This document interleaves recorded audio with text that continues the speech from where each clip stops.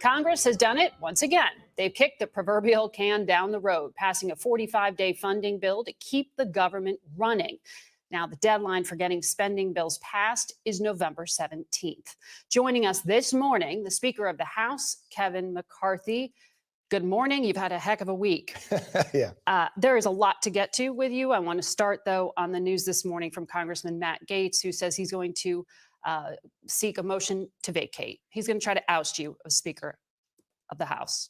That's nothing new. He's tried to do that from the moment I ran for office. Look. Well, this time he says he's going to keep going.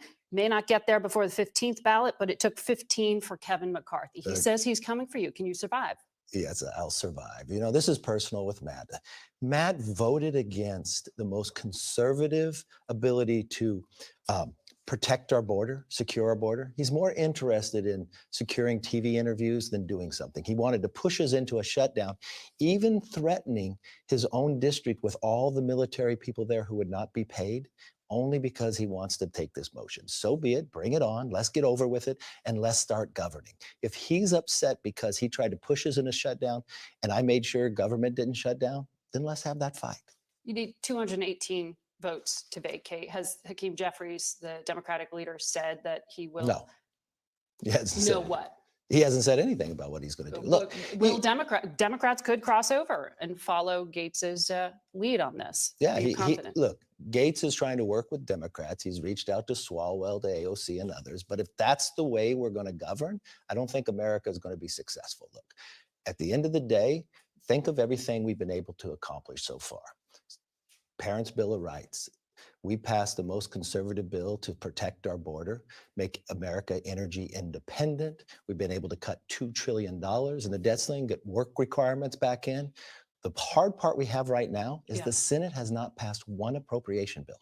Each body's supposed to pass 12. We've passed more than 70% of the discretionary spending already. But those I thought it was no appropriate. Chance of surviving in the Senate and making it into law. Well, you said that same here. thing when we stopped DC from decriminalizing everything. You said the same thing when we said we're going to stop the pandemic. I don't think I ever talked about those things. Well, no, you and the press would think, why pass it? Because the Senate won't take it up and won't sign it. Most of it in the press probably thought we would have shut down yesterday, too. But no, we did not. Were you confident we wouldn't shut down? I was confident I could get something on the floor to make sure the option that we would not. But that you our weren't sure military. it was going to pass. Well, I wasn't sure it was going to pass. You want to know why? Because the Democrats tried to do everything they can not to let it pass. They did Democrats were the ones who voted for this in a larger number than Republicans to keep the continuing resolution alive. Did you watch the floor yesterday? Oh, yes. Okay, 90 Republicans voted against it. Okay, so let's walk through what actually happened. First of all, the Democrats stood up and did dilatory actions, asked to adjourn. So was that supporting to adjourn? Then they used the magic minute. They went as far as pulling the fire alarm, not to try to get the bill to come up. Look, Democrats stick together, but they did not want the bill. They did not. They were willing to let government shut down for our military not to be paid. No, I wasn't. We're going to make sure we keep it open while we finish the job we're supposed to do. You got 45 days. That's right. So, well, technically 47, but. Okay. Senator Cornyn said of you last night, you pulled a rabbit out of the hat a couple of times. I mean, he's acknowledging this was tough. Are we going to be staring down another shutdown? Well, it all comes to the Senate. The Senate hasn't done one thing. But in the House, are we going to be facing another shutdown November 17th? No, because the House is doing their work. We've already done more than 70% of it. So compare this to the Senate.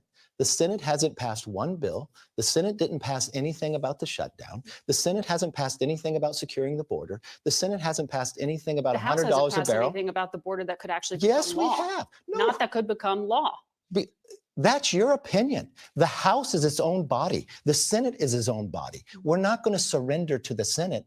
We pass what the American people want. I will tell you each and every day, and don't take my word for it, you're going to have the governor of New York on it who told people to go somewhere else. The New York City mayor literally says it's destroying a city. No, let me answer your question since you said we wouldn't do something. Do you know the governor of Massachusetts has declared a state of emergency? This is one of the #1 crises as far from the border as you can see. This is killing Americans every single day. There was no border funding in the continuing resolution that passed last night, but let me ask you about but that's not fair to just say that. Let's understand. Well, there wasn't. Okay, well, let's educate the viewers why there wasn't. Because the day before, there was. But Matt Gaetz and others Yeah. denied that and voted no. So we could have had border security. Okay. I went all the way through everything we could Yeah. to the last moment. And you know what? We're going to Okay. be able to win that.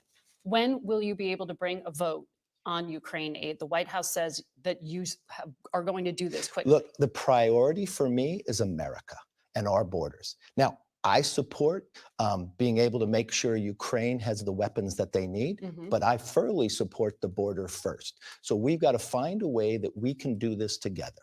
What do you mean the border first? Because the White House briefed Congress that 45 days, they don't have enough money. They have more than allowable to them to get through it. They have more than $3 billion right now to be able to help them get through it. If they have some challenge, we can sit down and we can talk about that. But the American border matters, and more Americans are dying on our border than Americans are dying in Ukraine. So you are explicitly right now linking any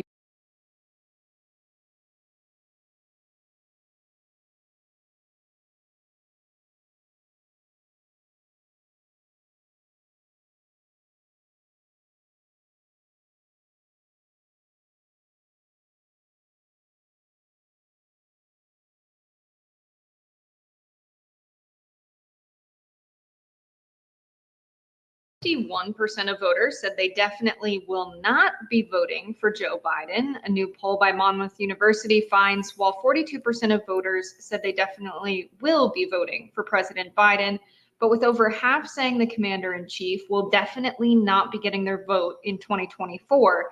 That's up 5 points from July. Meanwhile, 48% of the respondents said the same for Donald Trump. Oof. In the end, neither party frontrunner is all that popular. Just 37% are excited about Trump being the nominee. For Biden, it is 32%. Here to break down the state of the 2024 presidential race is political commentator and host of a Fresh Perspective podcast, Jeff Charles. Jeff, welcome back. Yeah, thanks for having me back on. Those are some rough numbers, and notably even rougher for Joe Biden than they are for Donald Trump, with the bulk of Democrats saying that their primary concern with Joe Biden is, in fact, his age. Why do you think there is so much hesitation from the Democratic Party when it comes to the question of opening up the primary, or maybe even having Joe Biden step aside so that someone who is younger comes through?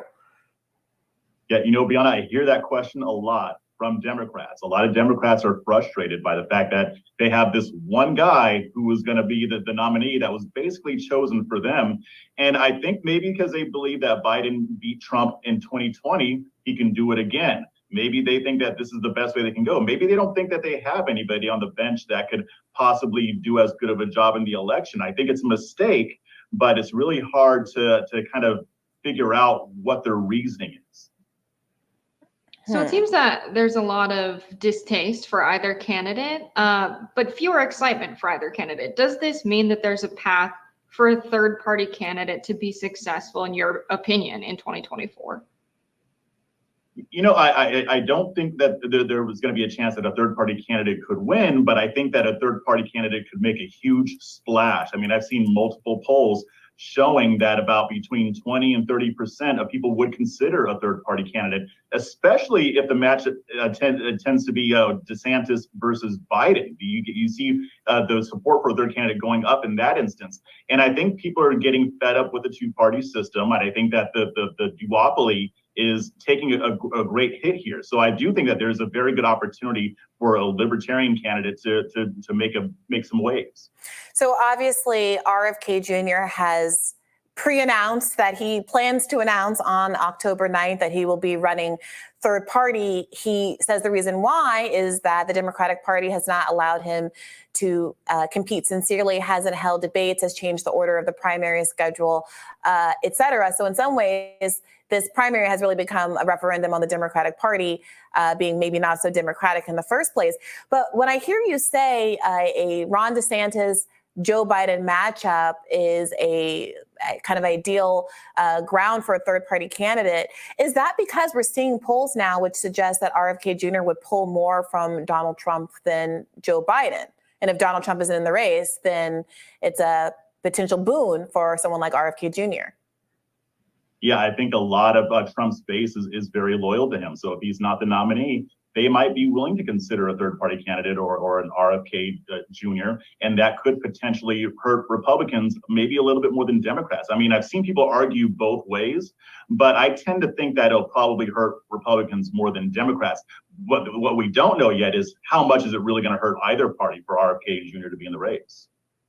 So it seems Donald Trump is pretty clearly in the lead for the GOP among the presidential hopefuls, but it does seem that there's a bit of a divide, right? We have the Democrats essentially quelling any sense of a competitive primary, and then we have the Republicans trying to have a viable candidate compete with Donald Trump, with him leading the pack of the GOP presidential hopefuls with really no sign of him slowing down.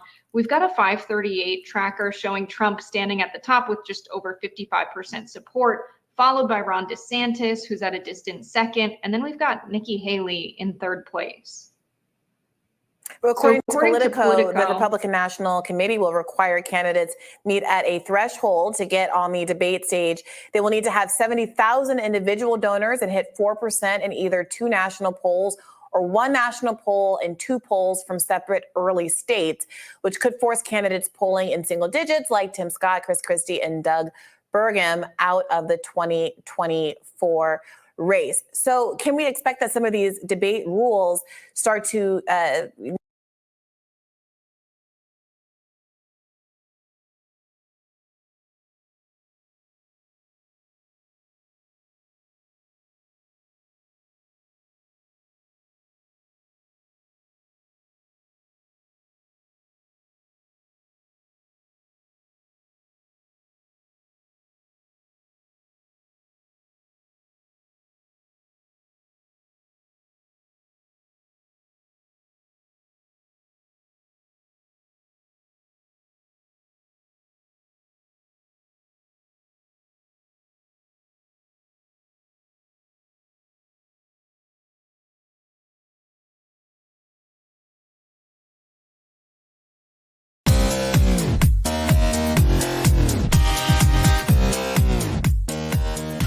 Back to State of the Union. I'm Jake Tapper. Democrats started Saturday expecting the federal government to shut down, but by the end of the day, it was still open, and they had made no concessions to the Republican majority to keep it that way.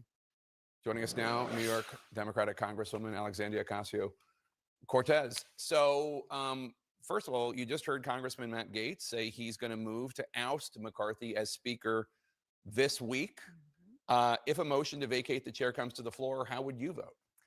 Well, my vote beginning this term for Speaker of the House was for Hakeem Jeffries, and I do not intend on voting for a Republican Speaker of the House, but I believe that it's up to the Republican conference to determine their own leadership and deal with their own problems. But it's not up to Democrats to save Republicans from themselves, especially. So do you think that there will be any Democrats that might vote to save McCarthy? I mean, I certainly don't think that we would expect to see that unless there's a real conversation between the Republican and Democratic caucuses and Republican and Democratic leadership about what that would mean. But I don't think we give up votes for free.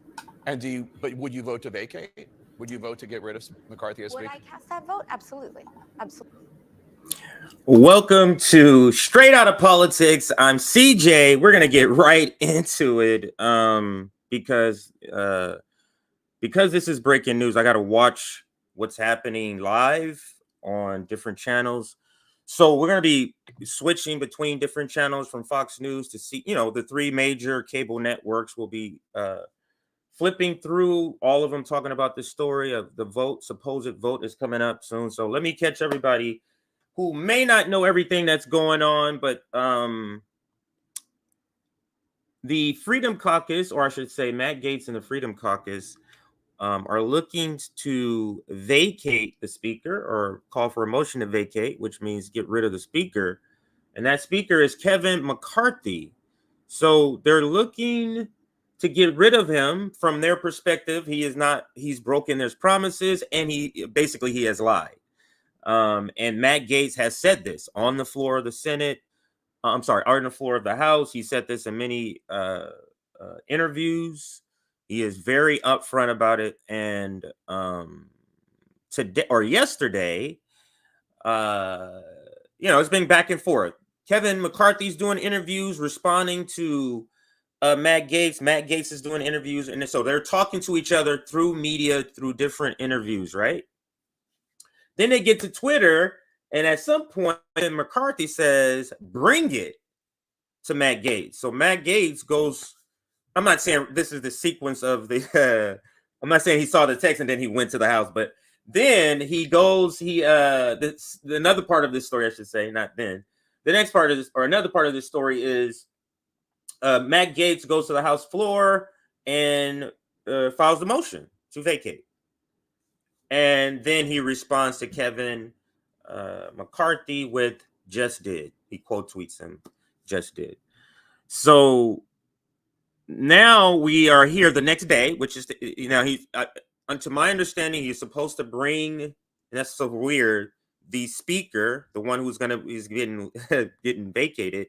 He's the one that basically has to write his own death note, and so he has to bring the motion to the floor. And I think it has to be one of the very top next things he does. He can't let me take care of, the next 20 things on the item, and then I'll get to that. It has to be brought up fairly quickly, if not the next thing. And that's exactly what was done this morning. That's why this is so crazy what's happening. But as the title state, Kevin McCarthy to be ousted as speaker today, like it could happen where he's literally gone today. And Democrats huddled together in their conference. They couldn't bring in their cell phones. They had to leave them outside. And I guess they came out and said, no, we're not going to save this guy. We're not going to save this guy. One, I don't think he has reached out, that's Kevin McCarthy, to make some sort of deal. He has publicly said, I'm not going to be making any deals. So I'm going to try to get through all this coverage while at the same time watching the live stuff. So let me see. Let me switch my television here first to bring up some TV, because the vote is coming quickly here and I have it up. So let me go to some live network here. Let's go live.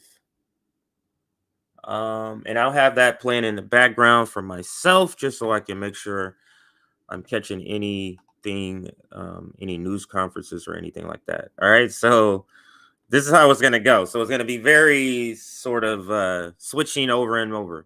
But anyway, let's get to this part here, because AOC speaks to the second half of the title of the show, which is "Democrats Won't Save Kevin McCarthy," because she says here, and this is before the huddle. This is a few days ago.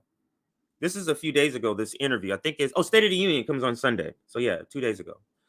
And then the motion to vacate wasn't until last night, and then the meeting with the Democrats, or the caucus meeting, wasn't until this morning.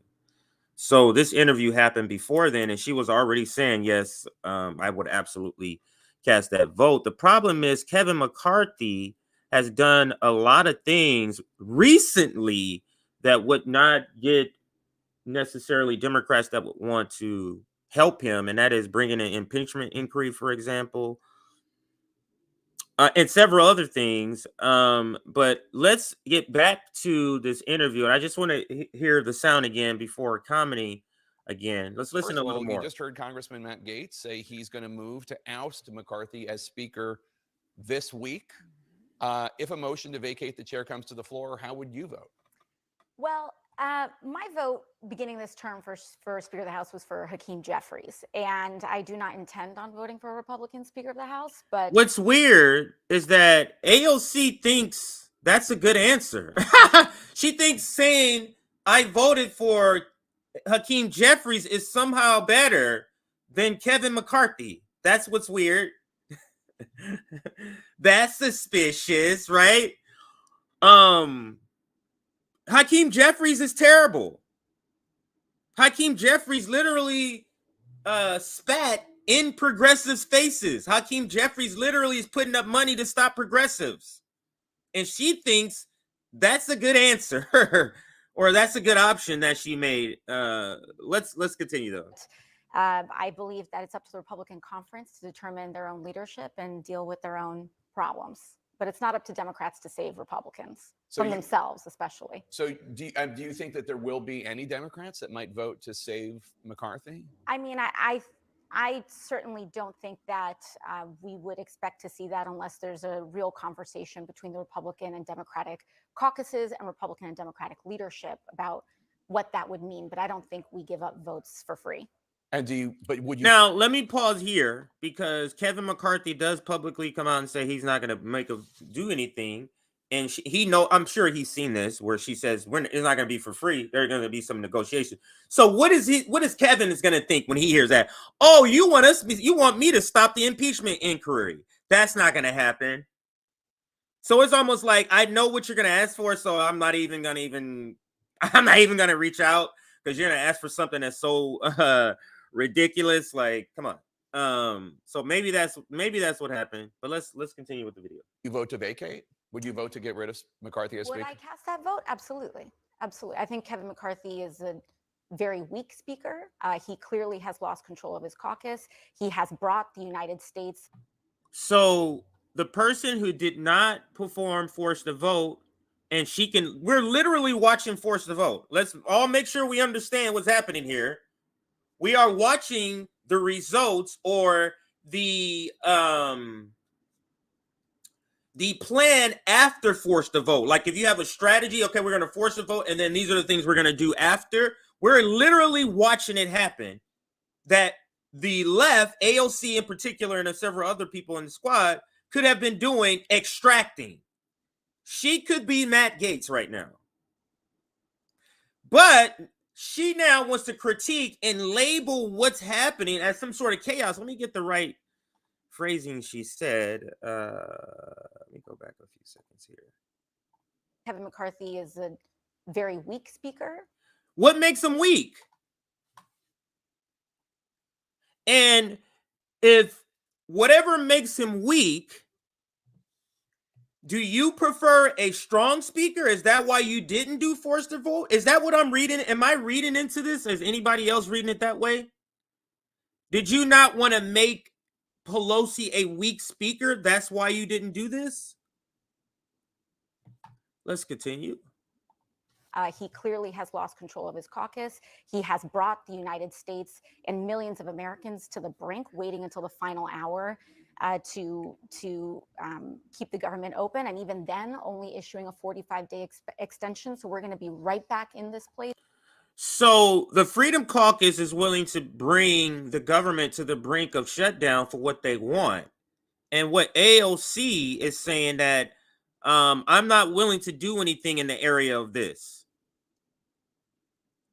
Do we see who's getting more substantive results in the strategy?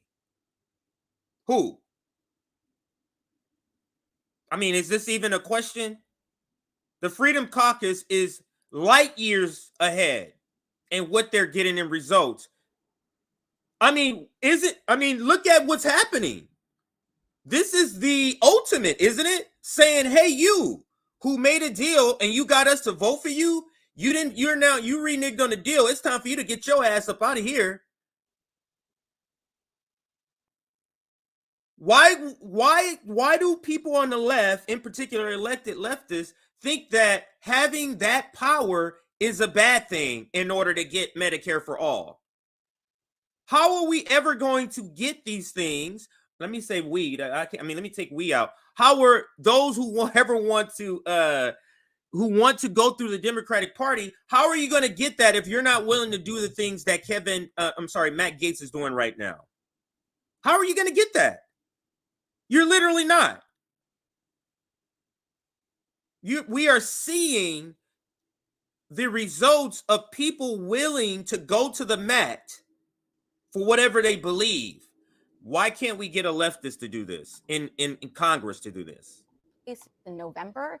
And, I think that our main priority has to be the American people and what's going to keep our governance in a cohesive and strong place. But unless Kevin McCarthy asks for a vote, again, I don't think we give something away for free. Yeah, I mean, I've heard your fellow squad member, Congresswoman Ilhan Omar, say Democrats should only support McCarthy in exchange for a 50-50 power sharing agreement.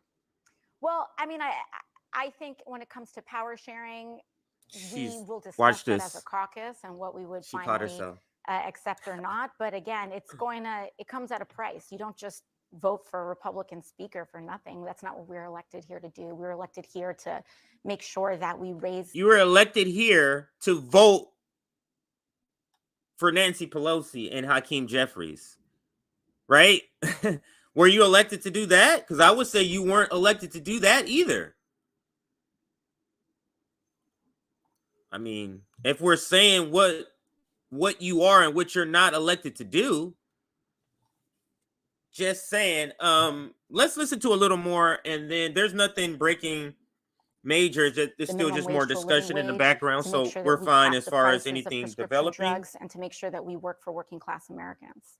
What's your take on what just happened on the threat of a government shutdown and just the whole experience? Well, I think the Republican Party right now is completely out of step with the American people.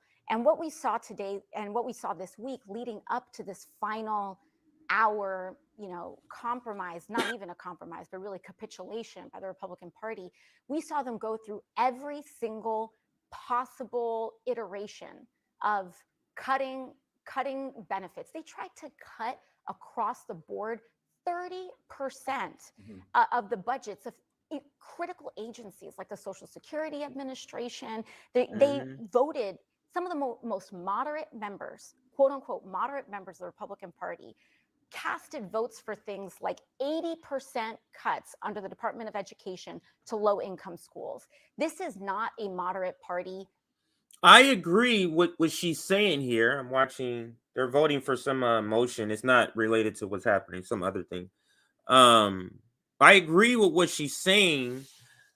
I would also add, AOC, that it's as egregious to be sending billions of dollars to Nazi to prop up a war that we would see, that we would save lives if we would just stop funding it. Just think about that. Just cutting off the funding could stop tens of thousands of people from dying. So I see that as egregious as the things that you're saying here. Those things are egregious too that you described.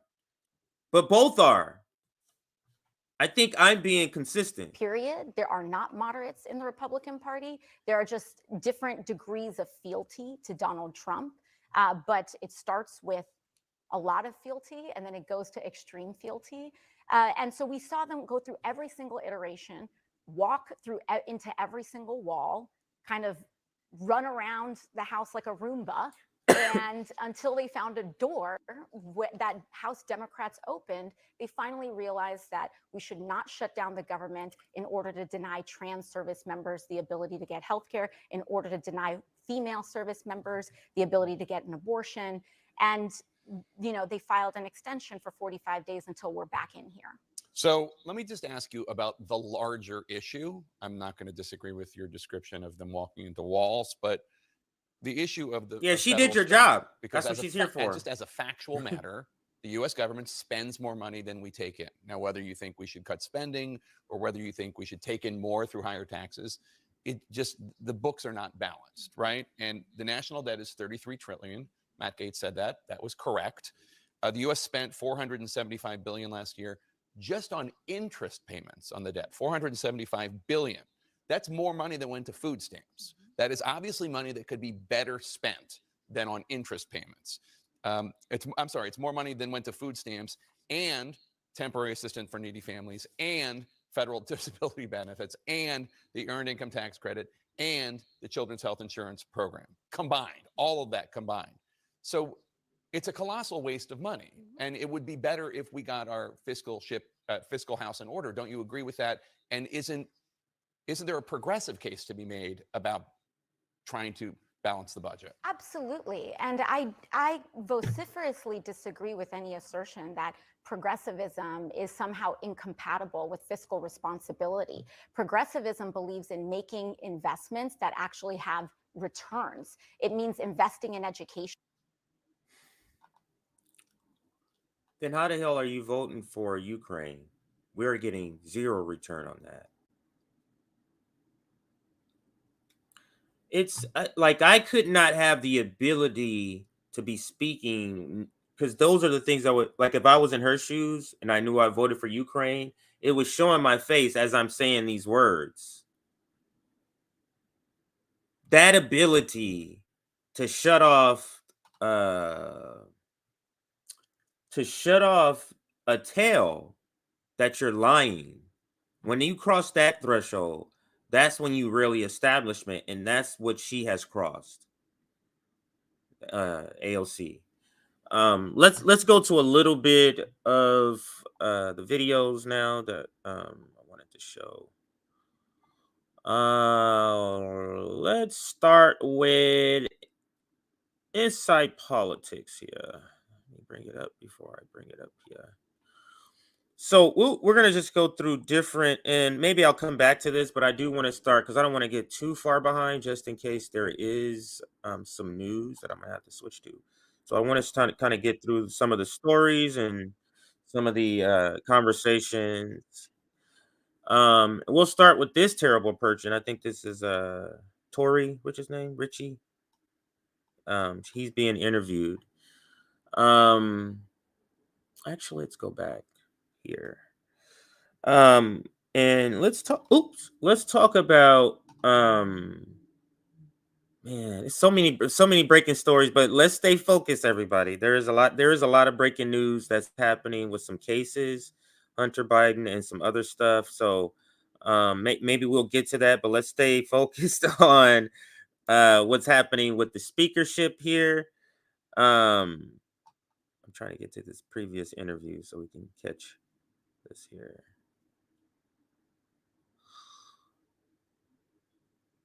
All right, here it goes. I keep talking about these cases. Damn, I don't want to hear these cases. All right, so I guess we'll start with the Richie Tory interview because I don't want to hear these cases. Replace. Closed captioning is brought to you by Audiobook Net.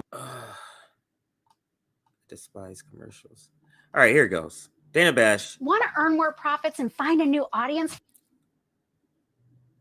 I guess I gotta scroll it all the way here. Here we go. Buffering. That could sway people like you.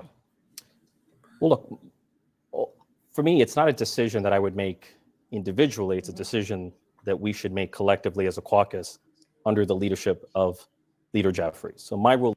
Let me rewind that. That could sway people. Free lunch, and no House Democrat should be expected to bail out Kevin McCarthy. Let me preface this better. My bad. Because we are doing this live, it won't be as smooth as like a prepared show, because I know we got to kind of search these things because there's 3 different episodes I already have prepped, but we're gonna have to scroll because they have interviews throughout. So they'll talk about the Trump trial, then the Hunter Biden trial, then they'll come to the Kevin, and then they'll talk about something else. So I have to fast forward through. But anyway, this is the beginning of the Richie. Is his name Richie Torres? Yeah. Insight is a member of that caucus, Democratic Congressman Richie Torres of New York. Torres. Thank you so much. It's nice to see you Terrible. in person. What's the mood right now in your caucus? Look, within the Democratic caucus, there's a presumption against Speaker McCarthy. The burden falls on him to reach out to House Democrats in pursuit of a negotiated outcome. And there are members like me who will presumptively vote for a motion to vacate unless there's a compelling reason. And at the moment, I see no compelling reason. No, the burden is on Speaker McCarthy. The ball is in the court of House Republicans. Maybe they're doing this. There's no such thing as a free lunch. So, okay. Maybe the Democrats, maybe the Democrats are coming out with this, no, we're not going to support him thing is a way of leveraging. You get what I'm saying? Because this is just the beginning. Once this gets to a vote and people are on the floor, that's when the negotiating is going to start happening. So this is more about messaging, trying to seem hard line in their stance, and you're going to have to offer her something big like impeachment inquiry. So I think that could be the strategy here. And no House Democrat should be expected to bail out Kevin McCarthy for free. We're repeatedly told that Republicans are against bailouts, handouts, and free lunches. Well, no free All lunch. right. What could he say? I think I need to go to what's live right now on CNN. And if I'm able to come back to some interviews, I will. But I'm gonna go live to CNN because of what I'm seeing on the screen in the background here. Let's go live.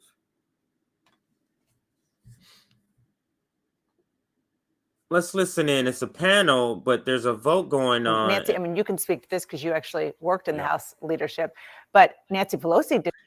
There's a vote going on. And actually, let me just mute it, and I'll let it still play live in the background. There's a vote going on where they were just about to gavel into the House. That's why when they did that, I thought they were going to go back to the House speaking. And somebody came up to the mic. One of the Democrats came up to the mic in the audience, so I thought they were going to go to the House. So I'll put this maybe on the side and kind of bring up some of the other content here in a different window. So let me do that because we don't want to miss what's happening here. But let's listen in to what their discussion is, and then we'll back out and I'll speak some more. So let's listen to what they're talking about. And I'm sure it's not anything. Let's listen. Before I describe it. Nancy Pelosi was also feared in many ways. Some also, like Paul Ryan, I think it's fair to say he was very respected. He was a wonk. They begged him to be speaker. He didn't really even want to be speaker. He wanted to be chairman of the budget committee. What is Kevin McCarthy? Where is his power? Is he feared? Is he respected? Is he? I don't know is the short answer. And I think what we're that's learning. Not good. No, it's not. And that's why we're having this day. And ultimately, we're learning that a speaker is only as powerful as their majority sort of allows them to be. Nancy Pelosi had the same size majority as Kevin McCarthy, very different speakership. And when John Boehner was speaker, Mark Meadows, who was a brand new congressman. They're pointing out how the squad didn't do what they should have done. That's what he's just pointing out. She had the same numbers. At the time, just threatened in a letter to make a motion to vacate the chair. And it became such a big deal. The House sort of blew up for a day or two. And that's the anecdote in John Boehner's book where Mark Meadows got physically on his knees and cried and begged for forgiveness from John Boehner. Obviously, Matt Gaetz isn't doing anything like that right now. And I'll say, having worked on House, the implementation of House rules, we never even talked about it. So you're talking almost a different language than what most people who work on these things even know about. But we should note that fear of the House Freedom Caucus by the Republican speaker has been going on for at least a decade or so. It's why Speaker Boehner left before the end of, he didn't leave at the end of a term. He left before the term was over.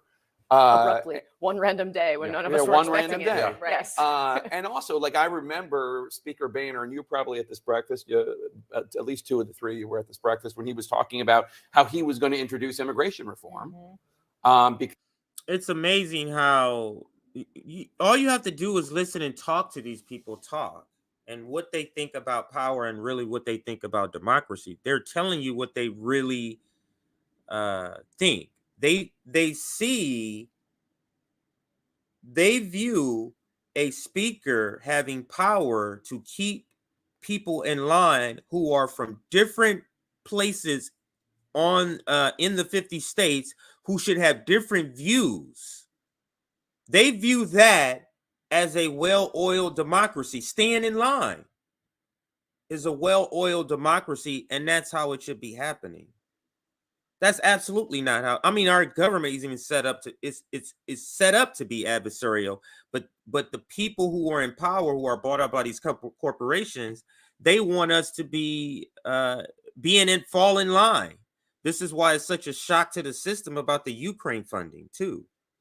They're like, what the hell is going on? Like, Biden is saying, no, guys, allies, you're getting the money without any idea how do, and people are saying, we don't know how. How is he guaranteeing this? But let's listen in live. The speaker is coming out to speak here. I mean, what has gone on here? What do you think is their thinking? And These are the same ones who opposed me before, and so they're turning the floor over to the Democrats. And what Speaker, Mr. Speaker? You're the first speaker to face this since 1910. I know that Joe Cannon obviously moved this resolution on his own, but the fact that you're facing this, doesn't that say something about the speakership, or is that the narrow majority, or just the fact that you have some rambunctious no one thought about using it before until the Boehner part, and then Boehner didn't go through with me. I continue to work through it. Mr. Speaker, questions. But if this goes to a speaker vote eventually, will you continue to stand for speaker vote after vote after vote like you did? We'll see what happens. Mr. Speaker, are you ready? Are you ready to grind it up?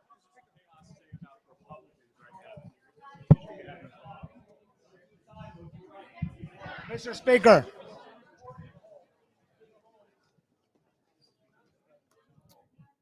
All right, I think we've heard all we're going to hear from him at this brief interlude, although no doubt Speaker McCarthy and allies for him will be speaking when they get to the well of the House of Representatives.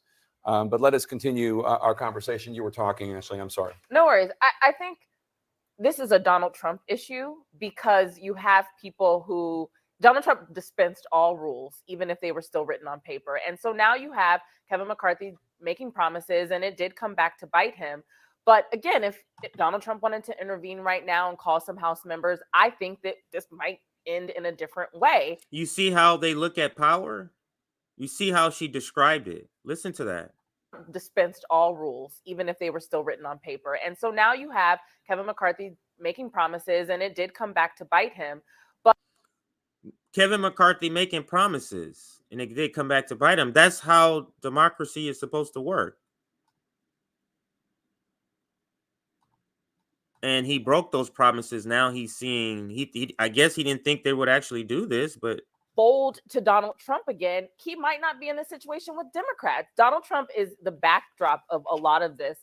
And I think Hakeem Jeffries mentions it when he says MAGA. He doesn't say Trump's name, but they're saying this is your time again to distance yourself from this threat to our democracy, and you're not as a party. I mean, it's two sides of the same coin, right? I mean, we treat these things, the presidential campaign and what's happening on the Hill, as separate stories, but they're the same story, right? Yeah. I mean, it is the story of how honestly, cultural divide in the country that started, we saw signs of it way back in 2008 when John McCain had to, forcefully rebuke members of his party who stood up and had, racist things to say about Barack Obama. But then he gave into it when he picked Sarah Palin, who was really the first candidate really in this mold.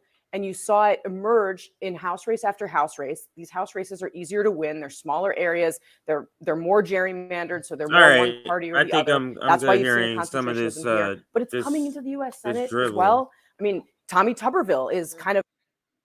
yeah. So I'll keep this, I guess, in the background. Let's see. Let me squirrel it up to live though. Let's see if something else happens here. 1 second. Succeed, and then Speaker McCarthy will continue to stand for Speaker and lose vote after vote. And Kevin McCarthy saying, we'll see what happens. And in fact, we will see what happens. All these votes coming minutes from now, and perhaps my predictions will be wrong. Who knows? Our special coverage continues after this short break. All right. So, yeah, I'll keep that in the background. We're going to have to keep that up because it may. Now, I have another screen up, so I'm going to go back to the to that screen in a moment. Let me bring up the next video, though, I want to talk about. So this is actually pretty nerve-wracking for me because I usually just sit back and have my videos already set, some of them queued up already, but I can't do that today. Let's go to this one. Oh, yeah, here it goes. Just to give a little, if you haven't seen some of the content of the back and forth. Oh, no, that's the wrong one. That's what I want to show. I want to show when the actual vacate, when he actually made the motion. I'll show you content of that. I want to show this one. He goes on, what is it? CNBC this morning. And he talks to the toupee guy on that show. I don't know his name. I'll call him the toupee guy. I call him the toupee guy because he clearly is wearing a toupee. Like it's not at all it's not at all like I call him the toupee guy, right? That's the toupee guy. Nothing wrong with a toupee.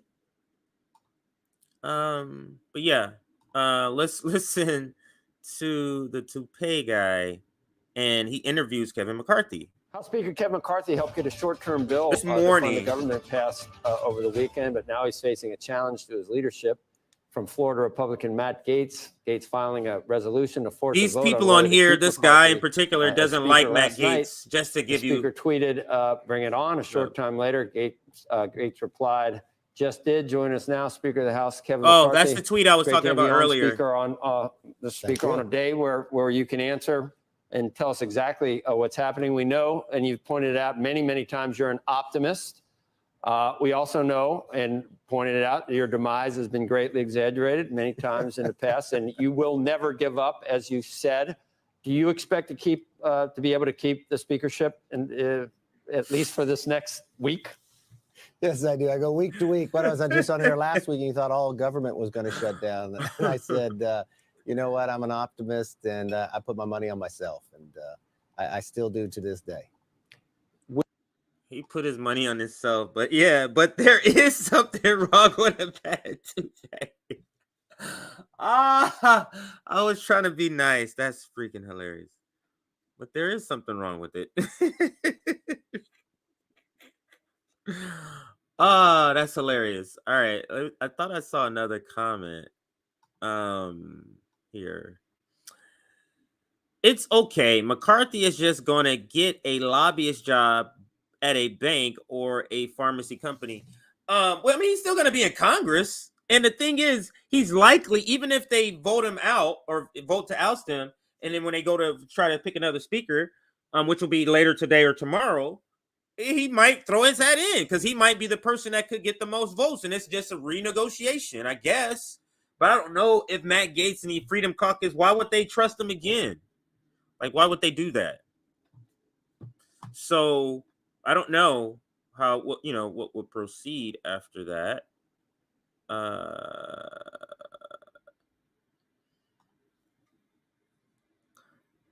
It's a real shame that failure McCarthy, I would have appointed much better people. We would be huge. That's Donald Trump. All right, let's get back to let me see here. Let me bring this down. And they're back from commercial. Let's see what they're talking about. Going to the reporter here. Let's listen in what she's reporting.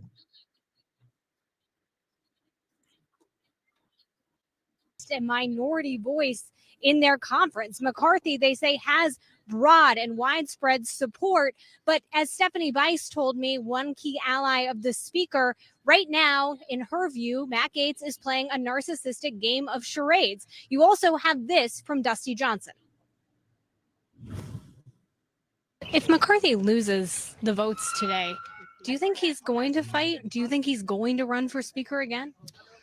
Kevin McCarthy has never given up on anything in his life. Oh he my never lets the God. clock run out on him. And he knows that his resilience is his superpower. And he's got a lot of members that are telling him right now to stay in the fight, that there is no other person alive that can get to 218 votes. Alive. Kevin McCarthy Oh is my going to be God. the Speaker of the House at the end of the month. Listen, there may be a few hours between here and there where he's not Speaker, but Kevin McCarthy is the only person that is supported by Like I said, 90% he's of going to the run Republican again. Are you going to stick with McCarthy even if this goes on for a month? Listen, Kevin McCarthy is the only person who can properly run this absolutely insane House of Representatives right now. Wow. On Earth. Wow, look at our democracy. And It just hinges moments on ago, Kevin Kevin McCarthy was Wow. pressed repeatedly, including by our colleague Manu Raju, as to whether or not he would continue to run for speaker if he was ousted today. Would he participate in the next speaker's race? And he said, we'll see. He didn't directly answer the question. Obviously, allies of McCarthy feel like if they give in to Gaetz and if they allow another candidate to run for speaker and then get the consensus of the conference, that they are only empowering the hardliners, that the lesson then for people like Matt Gaetz and his friends becomes if you don't like one thing a speaker does to govern, One then you thing. can try and get rid of them. That is not a message that people like Johnson or Bice want to Matt be Gaetz sending has to their listed colleagues. a lot of things, not just All right, one Lauren thing. Let me Fox turn on this. Capitol Hill for us. Thank you so much. Let's bring back our panel into the conversation. Dana Bash, how much do you think that McCarthy, in some ways, is responsible for this empowered? We just heard Lauren Fox talking about, like, you can't empower the the far right here, whatever you want to call them, the MAGA caucus, the Gates Six, whatever. By letting them You can't do empower this. the squad. They've already been empowered since the very beginning because of the concessions that McCarthy gave them. He empowered them in order to get the speaker's gavel. That's Right. called Full stop. democracy. Right. And he knew that. And my sense is that he thought from the moment that happened that this time in the chair might not be that long, that it might be short-lived, that this was kind of inevitable. What maybe he didn't expect was everybody except his closest allies, but those who have been speaking the most loudly, both the conservatives and definitely a lot on the Democratic side, going at him as somebody that they can't trust. And I know that sounds maybe quaint in today's politics, but it's not. And again, even those who very much vehemently disagree, leaders historically, even till recent times, can sit eye to eye and say, I'm going to do this. I have to do this for my politics. And the other would say, I have to do this for my politics.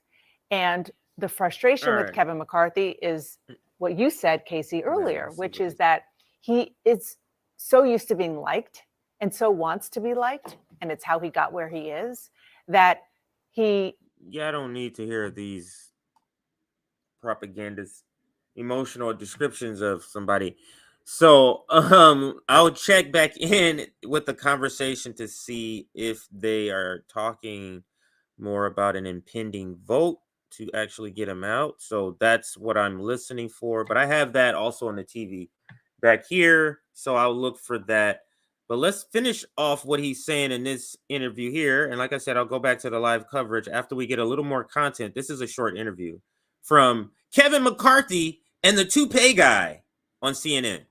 Will you keep the speakership? And we just had Jay Clayton on. I know you know Jay, but will you be able to keep it purely with votes from your caucus, or will you need help from the Democrats, whether some of them vote present or don't show up, or actually vote to keep you speaker? Will you need that? Well, you're asking the question the wrong way. All right. Well, You hear that? That's just a window in how they understand anything can be flipped. And watch how he flips it. The question is, there's a motion to vacate, meaning he's saying don't ask it this way, toupee guy, because then it seems like I need Democrats to keep my job.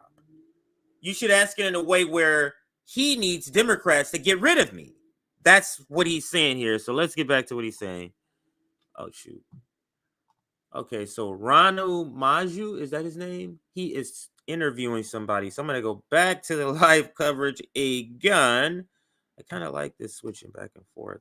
If you can keep up with the story, my mind works weird, so I can follow it.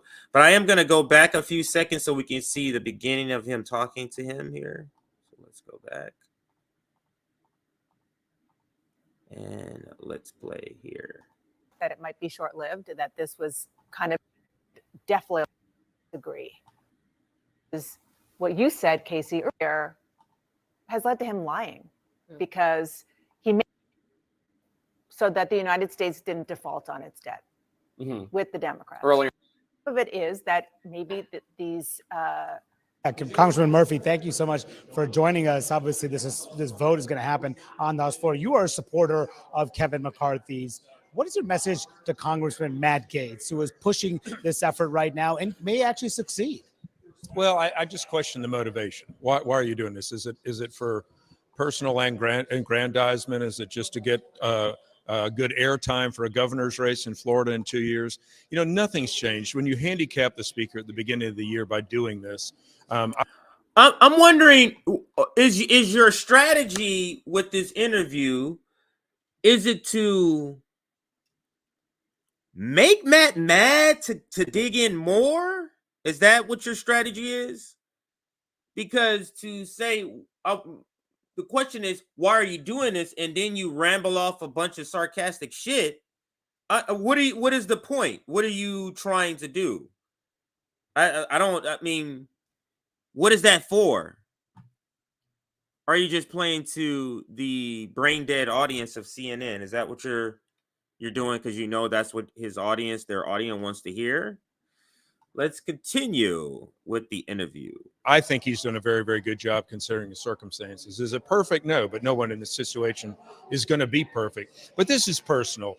Gates has his own personal agenda against people and also just promoting himself. So I think it's a terrible demonstration for members of Congress. First of all, this is not who we represent. But, you know, it's not just him. I don't get this here. This is a professional managerial class thing. I don't get why is it a problem that if it is personal, Matt is saying it's not, but if it is personal, why is that a problem? Because if I was running, you and everybody in the audience, I think I can speak for the people who are regular people here, regular audience watchers here. If any of us in our regulars, like Bryce, like Rick, like Dana, if any of us were elected, it would be personal for me, my votes against Hakeem Jeffries. It would be personal for me when whatever strategy I'm using against Nancy Pelosi. It absolutely would be personal. So I don't understand that. I don't get why be personal is a good motivation. That's a great motivation in order as long as you're asking for something substantive. So from your point of view. So if it's personal and it's like, I just want him to, make a meme, something stupid. But if you're saying it's personal, but what I want to extract from this personal beef I have from you is a vote on defund the police, is a vote on Medicare for all, is a vote on cutting the military by 75%. You get what I'm saying? The motivation is personal, but what I'm extracting are something good. So I don't get this idea that it being personal is somehow stupid, or that is a great motivation. And that's usually the motivation that makes you the most relentless. That's usually the motivation. Or at least in my experience, I'm not going to say usually. In my experience, in my own experience, I would say that's the usual way it works. Let's get back to the interview. Let's listen to what this obvious kiss up is saying here. There may be 5, 6.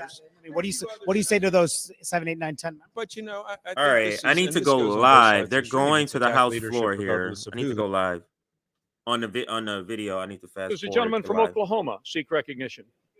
Motion to table at the desk. The clerk will report the motion. Mr. Cole of Oklahoma moves to lay the resolution on the table. A motion. The question is on the motion to lay the resolution on the table. Those in favor will say aye. Basically, let's not move forward with the vacate. In the opinion of the chair, the ayes have it. Gentlelady from Pennsylvania. Yes, we would request the yeas and nays on this vote. The yeas and nays are requested. Those favoring a vote by the yeas and nays will rise. Sufficient number having risen, the yeas and nays are ordered. Members will record their votes by electronic device. This is a 15-minute vote. So we knew this was going to happen. They're going to explain it. Let me just let them explain it here. So just to explain what's going on right now, Matt Gaetz, Congressman Matt Gaetz, who is leading the effort to fire Speaker McCarthy, introduced what is House Resolution 757. That is a motion to vacate, to fire McCarthy. Then Congressman Tom Cole, the Republican from Oklahoma, he introduced a motion to table that. There is now a vote on whether or not to table this motion. A vote aye is a vote in favor of keeping Speaker McCarthy as Speaker. So aye means pro-McCarthy, nay means no, let's vote on getting rid of him.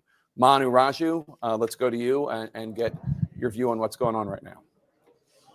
Yeah, look, this is one of the things here to look out for, Jake, is the number of absences on the Democratic side. We are told that a handful of members are not able to make this vote. Now, that could change the threshold because what they're counting here is a majority of members who are voting and present. So if there are fewer than 435 members in the chamber, which we expect, that would lower the overall threshold in order for this motion to succeed. So that could, we'll see if this actually could help Kevin McCarthy in some way. If there are enough Democratic absences, so Democrats are helping him Republicans who are by pushing this to oust him way. here. So that is one of the key. That is some passive aggressive ass weak shit. You don't think they know that? By simply not coming to the floor, that lowers the threshold. You don't think they know that? That's some weak ass, but it's totally Democratic.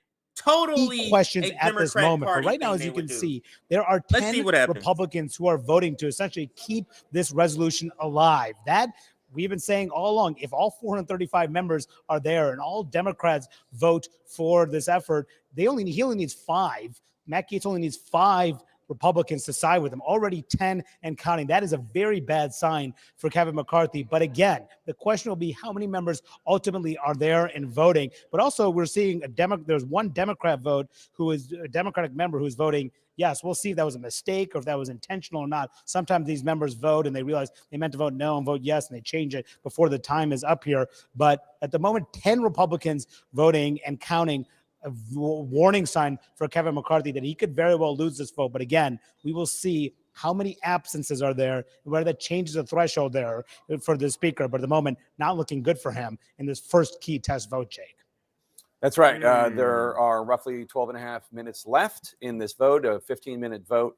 Right now, it is not looking good. 190, of course, as yes. Manu just pointed out, he can 108, only afford to lose 4 House Republicans, assuming that all of the other House Republicans vote yay, and all of the other Democrats that vote nay, that which was is what under we the assume is Democratic going to Party, happen, that was although a mistake. There is one Democrat who has voted yay, which is to table the motion.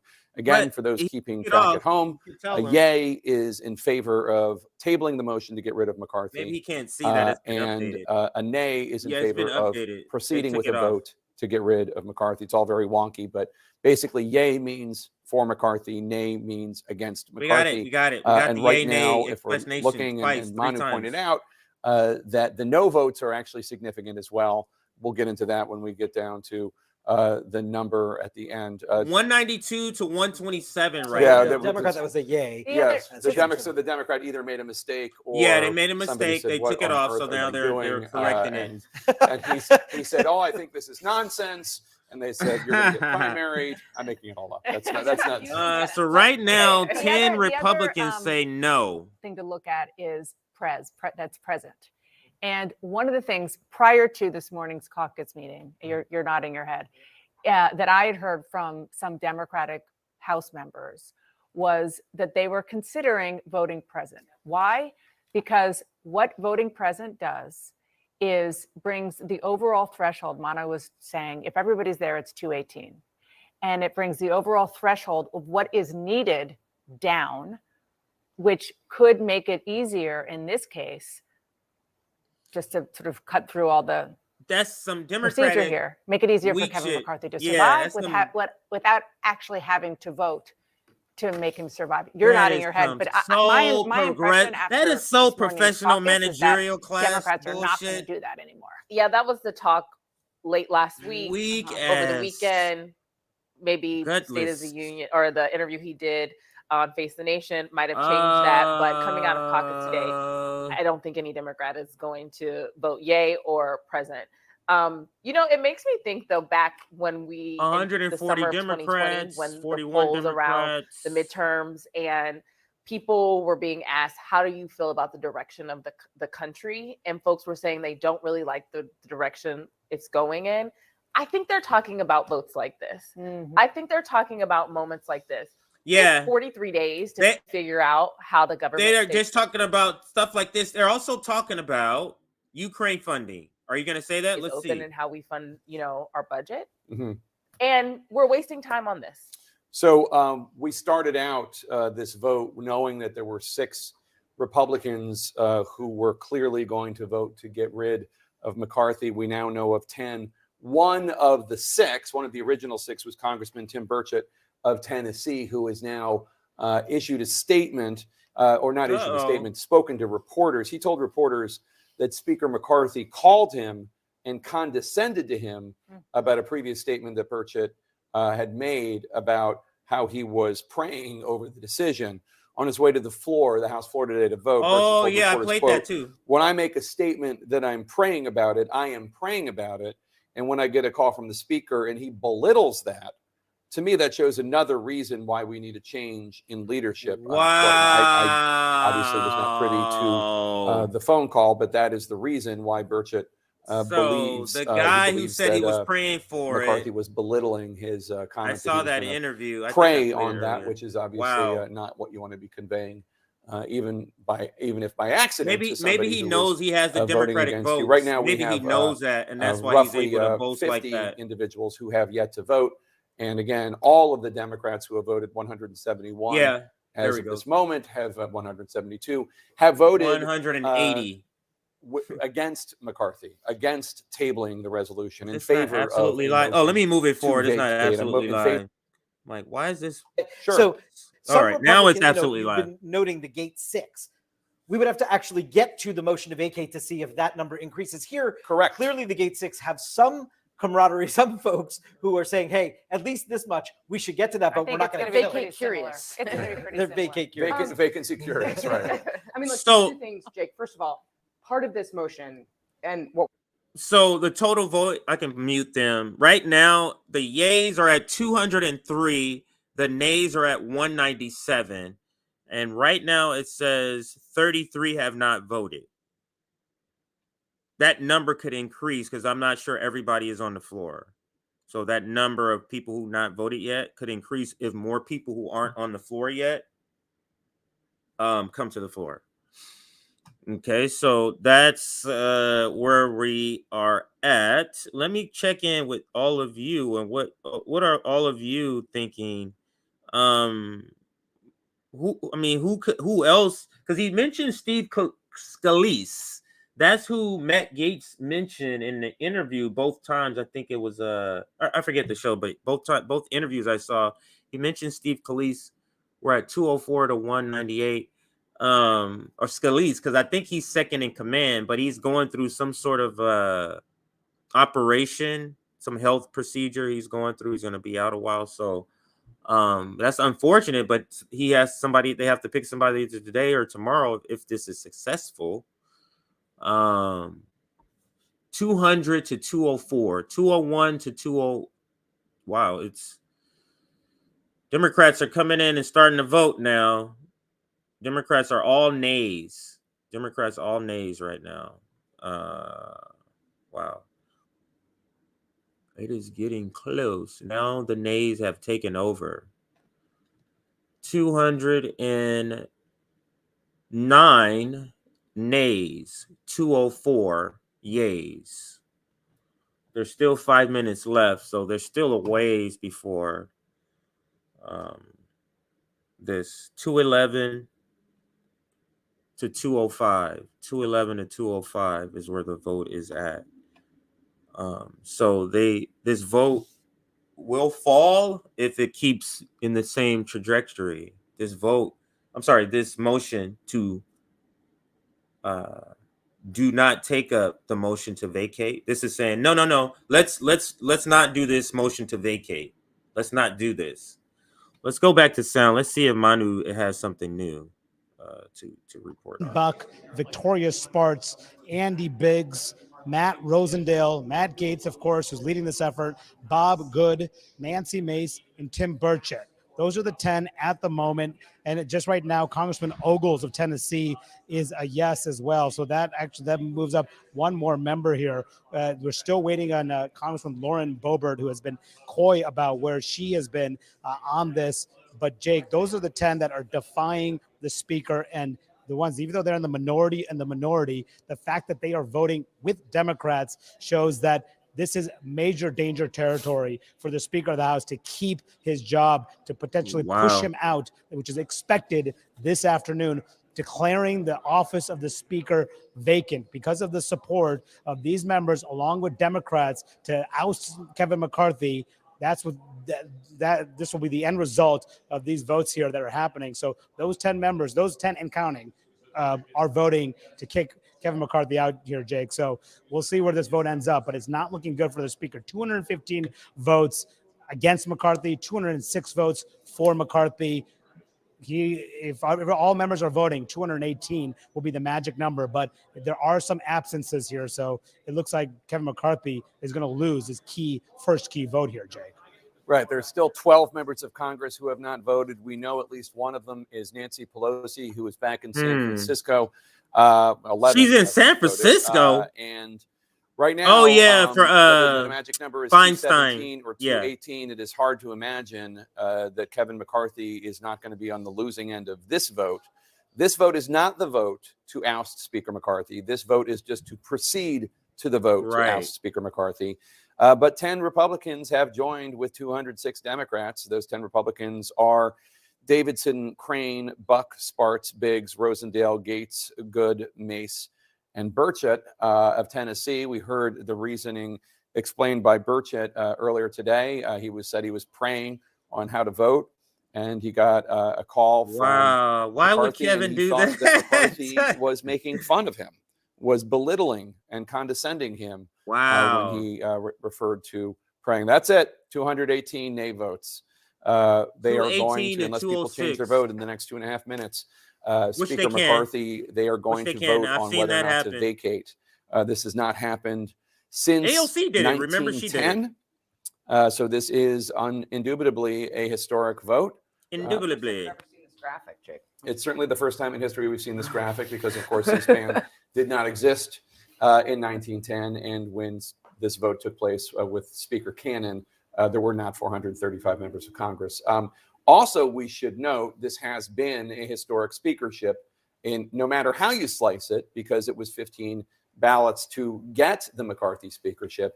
It is hard to imagine, and there's the 11th vote nay, and that's Andy Ogles, I would imagine, since he said he was going to vote nay. We do not know that all 11 of these individuals. Wow. So 11 Republicans now. And I'm sure that the arm twisting and. So it's up to 11 Republicans now. It started out where they were only reporting on 5. There were like 2 or 3 from Arizona and some Florida people. But now it's up to, then they said 10, but now the count is up to 11 Republicans have voted nay. They're at 218 nays, 206 yeses.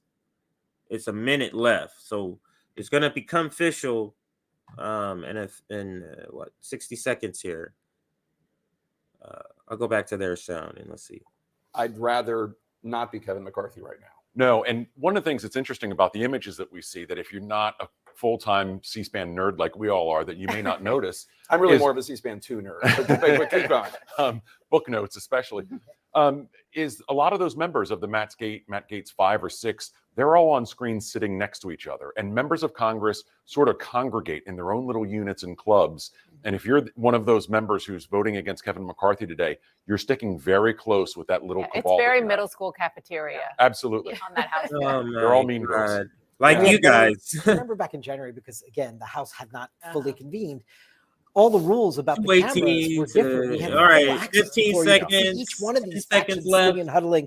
We're not going to be able to see that now because the House actually does have rules to it. But it does look like Matt Gaetz is ready to speak. By the way, Matt Gaetz at the time said that he was in favor of keeping the cameras that free. So time has expired. 208 to 218. He wanted more. Matt Gaetz wanted more cameras. He wanted 7 no votes. That somehow fell by the wayside. But 7 the motion to vacate did not. And here we see the result of that. The time remaining is 0. Let's listen in. The nays are 218. The motion is not adopted. Pursuant to Clause 2A2 of Rule 9, the gentleman from Florida, Mr. Gates, and the gentleman from Oklahoma, Mr. Cole, will each control 30 minutes. The chair recognizes Here goes the Gates. gentleman from Florida. Thank you, Mr. Speaker. I yield such time as he may consume to my colleague from Virginia, Mr. Good. Gentleman from Virginia, Mr. Good, is recognized for such time as he may consume. And before the gentleman speaks, may I remind my colleagues that all parties need to be heard. Would you please clear the well and clear the aisles? And any extraneous conversations need to be taken from the floor.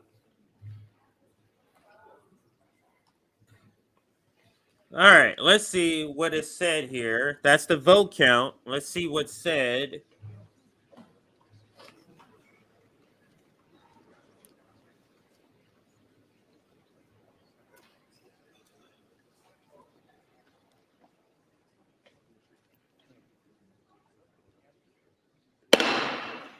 Gentleman from Virginia is recognized. Thank you, Mr. Speaker. Like so many others, I deeply regret that we are here in what was a totally avoidable situation. I must take you back to January, however, which for many of us was about not repeating the failures of the past and letting Republican voters across the country down. I guess again, they're about to plead in the their past, case. For This many is years, why they're doing when it. Republicans have had majorities in this chamber, we have passed our major spending bills predominantly with Democrat votes, something the other side of the House has never and would never do with majority control. Back in January, I expressed my concern that the previous 2 years during my first term here in this House, we had not used every tool at our disposal to fight against the harmful, radical Democrat agenda that is destroying the country, bankrupting the country, and under which the American people are suffering. But most in here wouldn't know that I helped persuade my 5 colleagues who comprised the remaining resistance in the wee morning hours of January 7 to switch our votes to present to let Mr. McCarthy become Speaker. And I went to him on this very floor to tell him that he was finally going to become Speaker on the next vote. In that moment, it was clear to me that I or we could have asked for anything in exchange for switching our votes to present, but I and we asked for nothing. The very next week, I requested and had a meeting with Speaker McCarthy to tell him he had my full support and that I wanted him to be successful because the country needed him to be successful. In the ensuing months, I helped him narrowly pass the Parents' Bill of Rights and the Limit, Save, Grow bill. I think both of those by just 1 or 2 votes, helping persuade some of my most conservative colleagues to come along despite some of the concerns they had with those bills.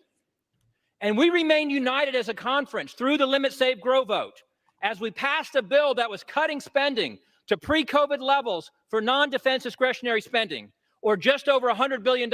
I'm just going to let him talk a little bit in the background. The details of is a little nauseating a little bit. I'm just going to be real with you. So let's let him speak. But he's basically going through chronologically how we got here. Now, it's good.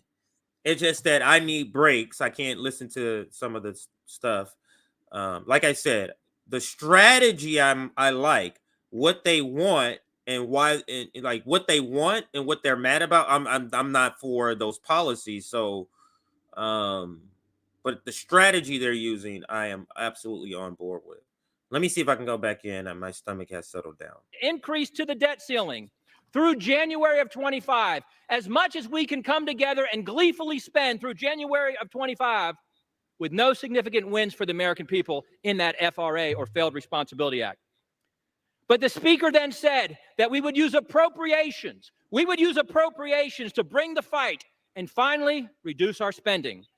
He said the levels of the FRA were the ceiling and not the floor, and recommitted multiple times to go back to the 1.471 trillion that was the Limit, Save, Grow levels, radically, historically, saving $100 billion and lowering the deficit this year under Republican majority from 2.2 trillion to 2.1 trillion. That's what we were asking the Republican House to do, to go to 2.1 trillion. Meanwhile, the Speaker had committed to bring a balanced budget vote to this floor, something that still has not happened, despite the work that's been done in our Budget Committee to mark it up and have it ready to come to the floor. He also promised that we would bring all 12 appropriation bills well before the September 30 fiscal deadline. We did not.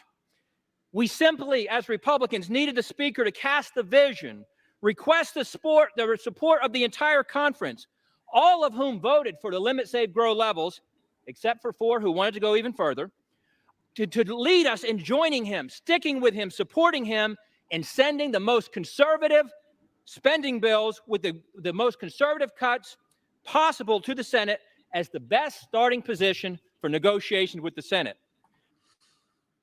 Now, so what we should be imagining is this happening from the perspective, 3 years ago now, when we told them to force the vote, this could have been part of their strategy.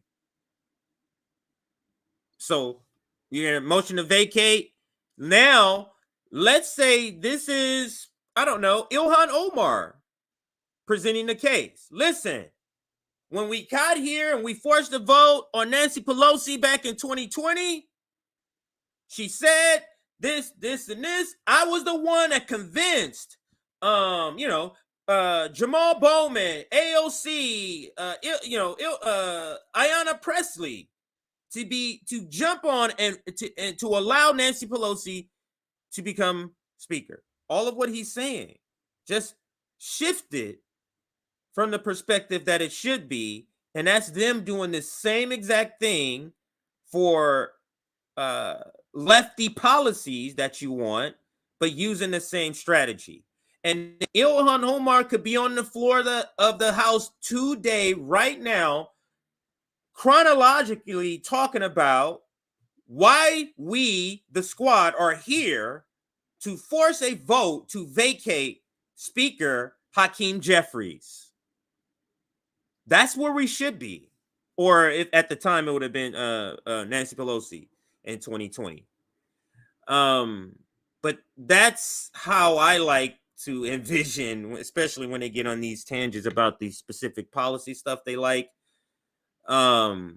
This envision the policies that we will be discussing that was reneged on. The Republican bill, 209-1 Democrats, 51-0 in the Senate side. The Speaker fought through 15 votes in January to become Speaker, but was only willing to fight through one failed CR before surrendering to the Democrats on Saturday. We need a Speaker who will fight for something, anything, besides just staying or becoming Speaker. If there was ever a time to fight, with $33 trillion in national debt, a $2 trillion deficit this year, 40-year high inflation, 20-year high interest rates, a downgraded credit. Do you know what this is really meaning and what they're afraid of? This is the Ukraine money. This is terrifying, Anthony Blinken. This is terrifying, NATO. Because the NATO money is what's in jeopardy as a consequence of what's going on here. Because you think Kevin McCarthy is going to go harder now at trying to get Ukraine money after being exposed in this way? If he's even reelected, if they don't go with somebody else. Just saying, and just always think back, this could be the squad putting this type of pressure on Nancy Pelosi back in 2020, just like this, for things that we want. What's up with the climate investment? We need to see. I know say our target is 16 trillion. I think that was Bernie Sanders' estimate. Let's say we just said 10 trillion. We need $10 trillion investment. Now let's go to the floor. This is the Democrats speaking here. And certainly a day I think never this is a expected to Democrat. have to live through. I think broadly speaking, as I look across this floor, you can divide members into 3 groups. I'm very happy to be in the first group. The overwhelming majority of my party supports the Speaker that we elected. We're proud of the leadership he's shown. We're proud of the manner Okay, this is a in which Republican. he's been Sorry. willing to work with everybody in our conference, and I believe in this chamber. There's a second group, small group, Honestly, they're willing to plunge this body into chaos and this country into uncertainty for reasons that only they really understand. I certainly don't. And then there are friends on the other side. I mean, friends, honestly, with great sincerity. I have a lot of friends over there.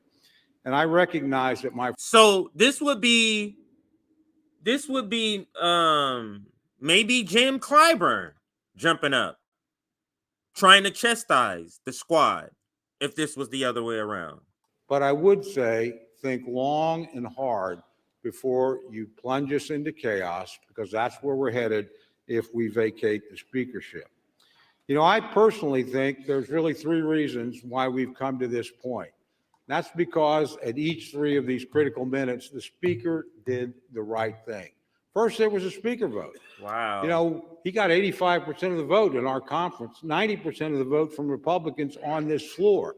Yet we had a small group that decided, no, they would dictate what they want. He didn't let that happen. He fought. Now, he fought for himself, but he fought for 90% of us too that wanted him to be the speaker. And I appreciate that. Then, of course, we had the debt ceiling deal. Nobody here thought he could pass a bill. Nobody in America thought he could pass a bill. He did what speakers are supposed to do. He passed the bill. Then he sat down and negotiated with a Democratic Senate and a Democratic president and came back with a good deal, a deal that will limit spending. He did the right thing. Finally, last Saturday on this floor, we were on the verge of a government shutdown that the vast majority of members in this chamber did not want. A substantial majority on my side, an overwhelming majority on the Democrat side. Wow. He put his political neck on the line, knowing this day was coming, to do the right thing for the country, without a doubt. My friends and I agree on that, whether or not we agree. So he lied to them to get the speakership, knowing all along he wasn't going to do those things. Institution. He showed it could function in a time of crisis. That's what it sounds like he's describing. I think he did the right thing for our party. He made sure that we could continue to negotiate and achieve some of the very objectives my friend from Virginia laid out, and achieve them in divided government, which calls for some degree of give and take. So I'm very proud of this speaker. I'm very proud to stand behind him.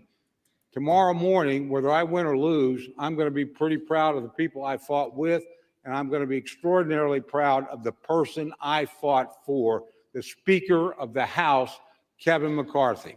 And Hear, hear. I heard somebody say that. I reserve the balance of my time.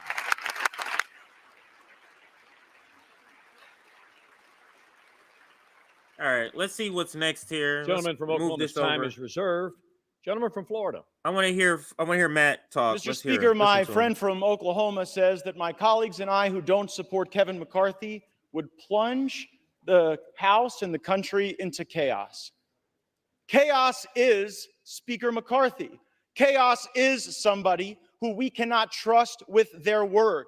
The one thing that the White House, House Democrats, and many of us on the conservative side of the Republican caucus would argue is that the thing we have in common, Kevin McCarthy said something to all of us at one point or another that he didn't really mean and never intended to live up to.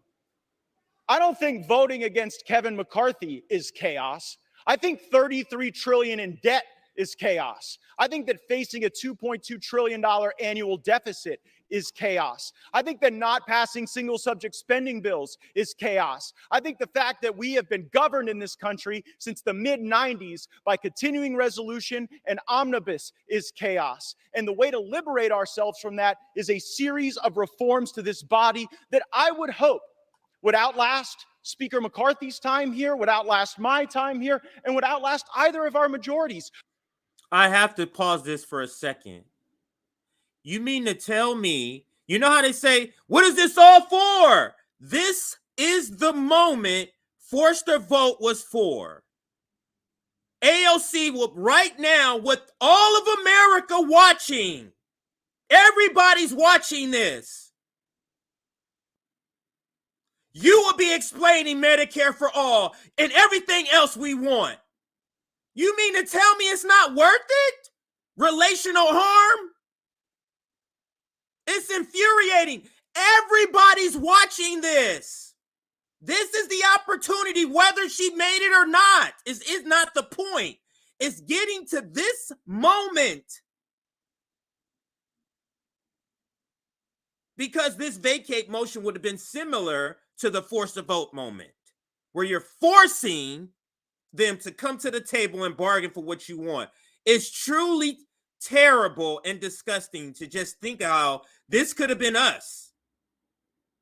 Reforms that I have heard some of the most conservative members of this body fight for, and some of the reforms that we've been battling for that I've even heard those in the Democrat caucus say would be worthy and helpful to the House, like open amendments, like understanding what the budget is. We have been out of compliance with budget laws for most of my life, most of many of your lives. And by the way, if we did those things, if we had single subject bills, if we had an understanding on the top line, if we had open amendments, if we had trust and honesty and understanding, there would be times when my conservative colleagues and I would lose. Might be a few times when we'd win. There'd be times that we would form partnerships that might otherwise not be really predictable in the American body politic, but the American people would see us legislating. These last few days, we've suspended the momentum that we had established the week earlier, where we were bringing bills to the floor, voting on them, staying late at night, working hard. That's what the American people expect. It's something Speaker McCarthy hasn't delivered, and that's why I've moved to vacate the chair. I reserve. Gentleman's time is reserved. Gentleman from Oklahoma, Mr. Cole. Thank you very much. You mean to tell me, and I'll put myself back on the screen since I don't really need to hear the rebuttal to that because that was awesome. But think about the things AOC would have been saying from our perspective about this stuff. She would have been able to get up there and launch a whole bunch of things. All the money we're sending to Israel. Israel is killing this many Palestinians. Look, just go here, this website, check this out. She could be bringing up Palestine right now. She could be talking about the glaciers, they're melting over here. The sea rises here, talking about climate crisis. We need to invest $16 trillion to do this and transform this. The oil, fossil fuels, the entire all of the United States will be watching. So these people are crazy. The squad, they're bringing us to the brink. This would have been your opportunity to dispel all of that. I'm not crazy. Let me tell you why I did all of this. We're funding Israel, and Israel is committing a genocide through a colonial project. We're doing this over at Yemen. We're starving people with sanctions. There's 10,000s of babies that are dying. You have the focus on you. You can bring up every single top left issue there is. And they told us, oh, it's not worth it. They told us it's not worth it. That's what they told us. They would have had the opportunity to do it at if they voted for her to make the deal and came back. This is the opportunity. So they would have had the opportunity at the time when they were forcing the vote, and then they would have the opportunity again when they had presented a motion to vacate because she didn't follow through. That's what we could have had. But instead, we have these jackasses. So let's get back to Matt Gaetz. Place tirades at House conference. He just lost a motion to table. So I wouldn't necessarily consider that overperforming expectations. And time and again, I've heard my colleagues say that, well, he deserves it because he went through a tough speaker contest. Let me let everyone know he prevailed in that speaker contest because he made an agreement to fulfill certain commitments to make this an open and honest process. And he has failed to meet those commitments, and that's why we are here. I reserve. Gentleman reserves his time. Gentleman from Oklahoma, Mr. Cole. Thank you very much, Mr. Speaker. I yield 3 minutes to my very good friend, Mr. Jordan of Ohio. Gentleman from Ohio is recognized for 3 minutes. I thank the gentleman for yielding. On January 3rd, we said the 118th Congress is about 3 things.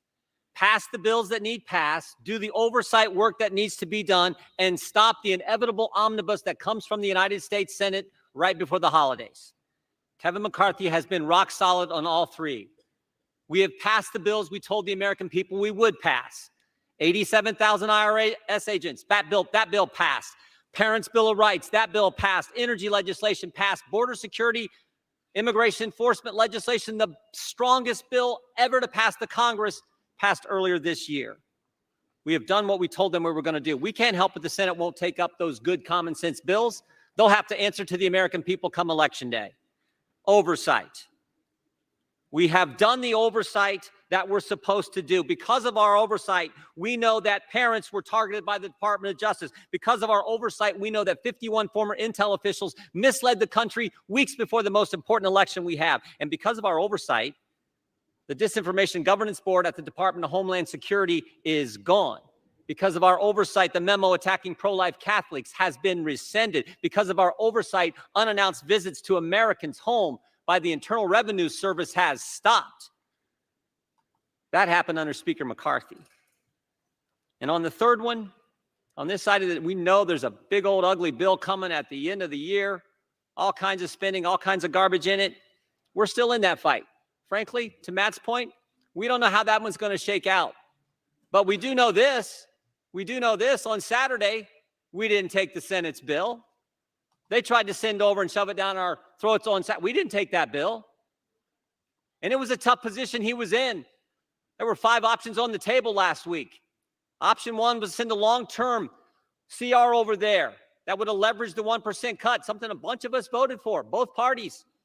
Couldn't get the votes for that one. Second option was to focus on the one issue the country now is completely focused on, the border issue. We couldn't get the votes for that one either. But when the Senate tried to send us that bill, he said no to it. I think the Speaker has kept his word. I know my colleagues and friends are saying different. I think he has kept his word on those 3 things that we talked about on January 3rd, frankly, that entire week. He has kept his word. I think we should keep him as Speaker. I yield back.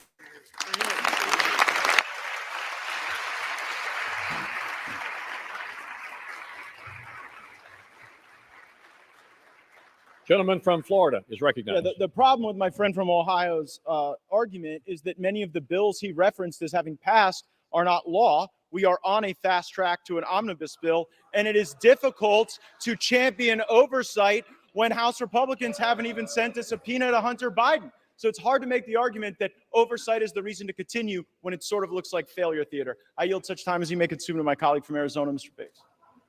Gentleman from Arizona is recognized. How much time? What he consumes. So much as he may consume. Thank you, Mr. Speaker. This is a serious time. And my mind I need to take off my glasses. The young deputy that makes it serious, from Cochise sir. County, who 2 nights ago, while trying to apprehend a runaway vehicle smuggling humans across the border, okay, let's talk about something else here. So I'll go away from that and let's discuss this this disappointment, because I like the Kevin McCarthy stuff is good, but the details about what they want, I could care less, because it just infuriates me that this could have been us. They could have made a deal to even vote for the Speaker, Pelosi. But you extracted all of the same things, not just a vote, but a bunch of things, some procedural things, the motion to vacate with 1 person. You could have brought that back. And have been in this situation we're having right now because Nancy Pelosi didn't follow through with the vote to decrease military funding by 75%. She didn't follow through with the vote on Medicare for all. She didn't follow through on an updated American Disabilities Act. She didn't follow through on a $27 minimum wage legislation vote. You get what I'm saying? There's a lot of things that she could have brought up and done. And it's just sad that we don't have anybody with this with guts like this to do anything. They believe that a different strategy of getting what they want is to be friendly and get committee seats. So you see AOC moving up in the establishment. What has that gotten us tangibly? Because the people who support the Freedom Caucus They can say, oh, we've gotten some stuff tangibly. We're witnessing it right now. We're witnessing it right now. So yes, it's disappointing. I'll get back in here, listen to this in just a second here. Let's see if he's talking about it. 1974. We didn't do it. And you know how many times that's not been done? 25 years in a row. And you know how many CRs this body has passed in that same period of time? 130. You know what that gets you? A $2 trillion plus structural deficit like we had in fiscal year 23. You know what that leads you to? A $33 trillion national debt. So these people, from their point of view, this is a huge issue to them. So just make it our huge issue. So their huge issue is that these CRs, because it's just this big omnibus bills, when we're not able to tackle each thing individually, you either vote for the entire big thing or don't vote for it. So these CRs has gotten us to a place to not be able to fix whatever he's saying. Just imagine if we were able to do that with election fraud. Talk about the corruption. These politicians getting this money from these corporations. This is why we got to get money out of politics. Insert whatever issue is the point that I'm trying to make. Insert whatever issue you want. The point is they now have the eyes of everybody in Washington, D.C., everybody in the new media establishment, corporate media establishment, everybody who watches all of that and reads all of that, everybody's eyes and ears right now for them to go ahead and present what they believe should be talked about. This is a shifting of narratives. You're forcing a shifting of narratives. That is the point of, that would have been the point of force the vote and the subsequent sort of strategy following force the vote. Just such a missed opportunity that we could be forcing the conversation. How about forcing the conversation about communism? If you were a slave, say you were a person like Rome and you did this, you're up there, you have all of America on you. Now, let me explain what they've told to you about communism, how it's completely wrong. This is what real communism really is about. So when they say, well, why are you going to force the vote? You're not going to win anyway. The Medicare law, it's not the point. This is the point here. You're shifting, you're forcing the shifting of a narrative, forcing it down. Now it's forcing it down their throat, but it is forcing the topic to the front of the line. And now projections are many $1 trillion above that. Yes, I think it's time to make a change. I'm not the only one. And that's it's somber. Thus it is somber. But what have we failed to accomplish? Why didn't we get this stuff done? When we're campaigning, we're talking about an extension of the debt ceiling to January of 2025. We're talking about additional Ukraine funding. Is that going to be, maybe that's good in your districts. Maybe it's not. But that money's not offset. We could not talk about Ukraine. I wish they would talk about Ukraine funding right now. The same Please with the talk about Ukraine package. funding, Matt. Please talk about Ukraine funding. What all these eyes on Ukraine funding, you were to talk about it right now. Please talk about it. And I would tell you, I could go down the list, but I will just tell you why this happens. When you don't do your 12 budget bills, and you rely ultimately on a CR, and I'll get to the calendar in a second, what happens is you cannot leverage this administration to actually enforce the border laws that you need to have enforced. This is a lawless Biden regime. They will not enforce border laws. And we can pass them till we're blue in the face. But until you leverage the budget and the spending, you will not see enforcement by this administration. So now take a look at the calendar that we were just provided last week. We're supposed to finish by I'm going to November fast 3rd, forward through a little bit of his. voting for the motion to vacate, yield back. Reserve. Gentleman yields back his time. Gentleman from Florida Reserves. reserves. Members are advised to direct your comments to the chair, please. Gentleman from Oklahoma. Thank you, Mr. Speaker. Mr. Speaker, I yield. Yes. Leader to pause, reflect, consider, and maybe take a deep breath before moving on. Psalmist used Selah to emphasize the significance of a statement. For example, Yeah, I'm not sure what he's going to say, but we'll get back to that in a second. I do want to go into some of your comments because get into some of the discussions that's going on in the comments about this. Let's take this one from Facebook. Facebook comments always stand out because everything else is in red. Everything is Twitch is in purple. Yeah, Twitch is in purple or like a lavender or so. But that blue stands out. So let's go to this Facebook comment. Where did it go? Comments are just flooding in here. Let's go to some of your comments and see.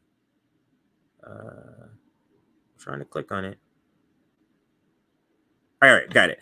McCarthy said, promise made, promise kept. No, sir, you did not keep the promises kept. You just slid them back 24 days. And that's Roberta Dawson.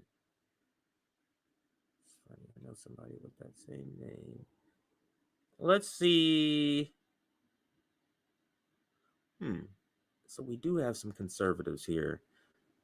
Interesting. We do have some conservatives here. Let's read this comment here. I do see in the audience there is some conservatives, and welcome to watching this. Welcome to RBN Live.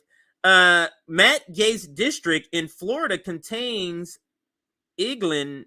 I think I'm saying that Eglin Air Force Base and Pensacola Naval Base. Okay, thank you for that. This one here, Biden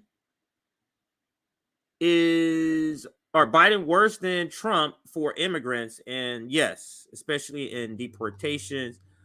I'm gonna check back in with the sound here and see what they're saying is about to happen next. Let's listen to state what they're going to happen or next. why he should not. Let us take one moment here to gather our thoughts about the arguments being made.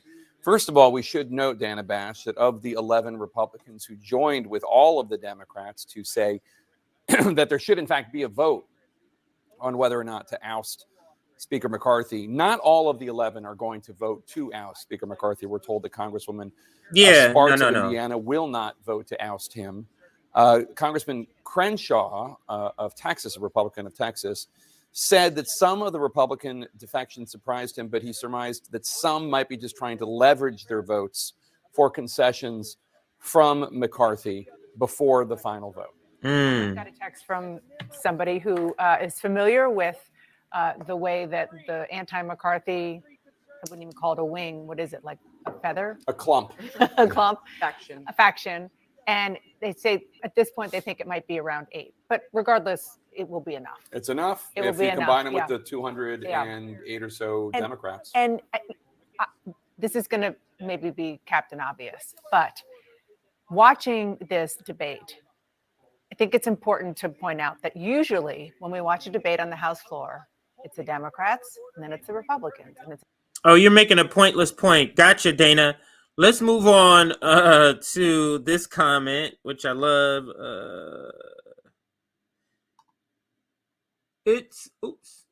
Says that all of these TYT leftists pretended that force a vote wouldn't work after they all watched the Tea Party do that shit for 8 years.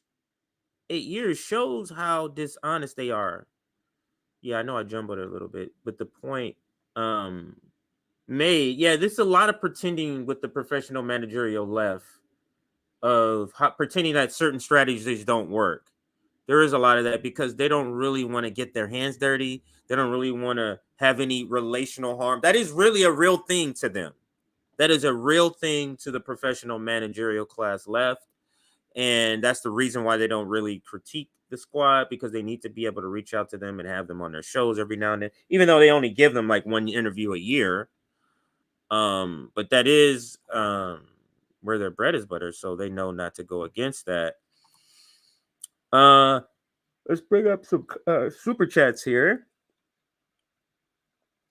Let's just see this one. Thank you for this super chat. It says Julius Fuck entry of the Gladiators for national anthem. Thank you for that. I'm going to get back to that screen sound in just a second here. Let me read this one. I think more folks should pay attention to legitimate procedures, and I appreciate you showing it and adding commentary. I wish more people watch C-SPAN. Oh, right on. That's also from DC. Thank you for that. And then Biden71 with the super sticker, always showing love to everybody in the left media sphere, or a lot of us in the left media sphere. I should say. Let's get back to the sound and see what they're saying, if they have the sound playing. Against Speaker no, they're McCarthy just and showing have our them. entire government pay the price for it. Although we should note that the reason that I may go to Congress, C-SPAN in a second just to see it. Actually, maybe I'll go to I'm gonna bring it down. I think let's go to Fox. Let's see how they're covering it. Fox may be playing the whole thing, but let's go to Fox and see how they're covering it. Let me see where Fox is. I thought Fox was higher than all. Okay, yeah, it is higher. Is this the live one? Live. Let's see. I'll bring it back up. Yeah, okay. They may be actually playing the sound. CNN stopped playing the sound. They were doing their own commentary. So let's go to this coverage of it is from Fox. I'll turn the sound back on. Let's see. I stand before my colleagues in the nation as a proud representative of the great state of Florida. I truly am beyond blessed to represent the paradise that is Miami-Dade County and the Florida Keys, and I am beyond proud to represent my community before this Congress, to stand with a leader who has consistently demonstrated an unwavering commitment to our country and to the principles that define us as Americans, Kevin McCarthy. Today is historic for a lot of reasons. For one thing, this is the first time in over 100 years as this has been attempted. But it's also because we're part of a Congress with historically tight majorities for the Republicans in the House and the Democrats in the Senate, and we have a Democratic White House. Divided government, that's what we have. The need to negotiate, to find solutions to the issues facing this country. That's a reflection of the principles that are uniquely American, principles that make this country exceptional, and principles that allowed me, an exile who came here from Cuba, fleeing communist Cuba, to serve in this very institution. No. Here, you got one I of wasn't these born guys. here. Okay. And everything that I am, everything that I ever will be, is thanks to America. The best part about it is that my story, the story of the community that I'm so proud to represent, is a story of many in this body, is that we are not the exception in America. We are the rule. That's the America that Kevin McCarthy has fought for his entire career. Kevin McCarthy is a champion for the American dream, and he's proved it as our speaker. Thomas Jefferson once said, "I predict future happiness for Americans if they can prevent the government from wasting the labors of the people under the guise of taking care of them." McCarthy. Gentleman's time has expired. Thank you. Let's keep Kevin McCarthy our speaker. A great man, a great leader, a great speaker. Let's see if Matt doesn't speak. I'm going to go to a different video here. Gentleman from Florida, Mr. Gates. Mr. Speaker, may I inquire as to my remaining time? Gentleman has 9 3/4 minutes remaining. I reserve. Gentleman reserves his time. Gentleman from Oklahoma, Mr. Cole. Thank you very much, Mr. Speaker. I yield 1.5. Yeah, I'm going to go ahead from that. They're just talking about, essentially, he's yielding his time, the opposition. So all they're going to be doing is bringing up people who are in support of Kevin McCarthy. But let's listen to this segment that was just posted on Fox News. Live reaction to the vote. So let's listen. Do you have 6 that are going to vote to vacate? And are Democrats all going to hold the line on, voting yes to vacate the chair, which means that Kevin McCarthy would lose the seat. I mean, if you were a betting person, you would look at this vote and say, you know, maybe so. This is a really dangerous time for Kevin McCarthy. And then, as we've been talking about, it starts this process that we saw in January. There's a lot that could happen today. Yeah, I'm gonna go to from this MSNBC. vote. Good It looks idea. like it's Somebody going just put down, that. So I'll go the to next all their vote. coverage and see And what it they're is all about saying. the numbers and the absences. Do some people leave the chamber and thereby it changes the magic number needed for the vacate? But it looks like this tabling motion. Actually, let me see it. I'll find it on TV and see what it Brett, says. And see I if want to it's just worth read off putting really up. quickly all the GOP no votes. So we have 11 now. It's Good, Gates, of course, Crane, Mace. Nancy Mace is a no. Rosendale, Davidson, Sparts. Victoria Sparts has had They're some not even words covering it. They're exchanged with covering Kevin it. McCarthy, Burchett, Judge places Biggs, Trump Buck, under a and gag now order the after 11th Truth is Social Corey attack. Mills. That surprises That's me what because they're I reporting really on did right now. think that Corey Mills would have been a yes. So they're not even. What's the end me game for rewind it. these So 11? they were covering how it. much of is this And it really looks we like want to that's a get rid of the breaking speaker, story. or we're trying to make the speaker sweat?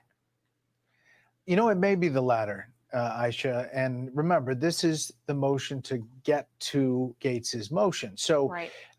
They may be sending the signal with one of these votes. Some of those people that you mentioned that you thought were outside of the original people who we knew were going to move with Gates to vacate the chair. Maybe that is a message. You know, you need to do a better job of courting us. You need to do something. But are they going to then vote to kick him out? Let's listen. Nays are 218. The motion is not adopted. I'm Steve Ducey. I'm Brian Kilmeade. And I'm Ainsley. So let's go back to the live coverage. But they have interrupted it with this coverage of Truth Social. This is actually an interesting thing. So let's back up a couple seconds here so we can see what's breaking. So this is breaking too.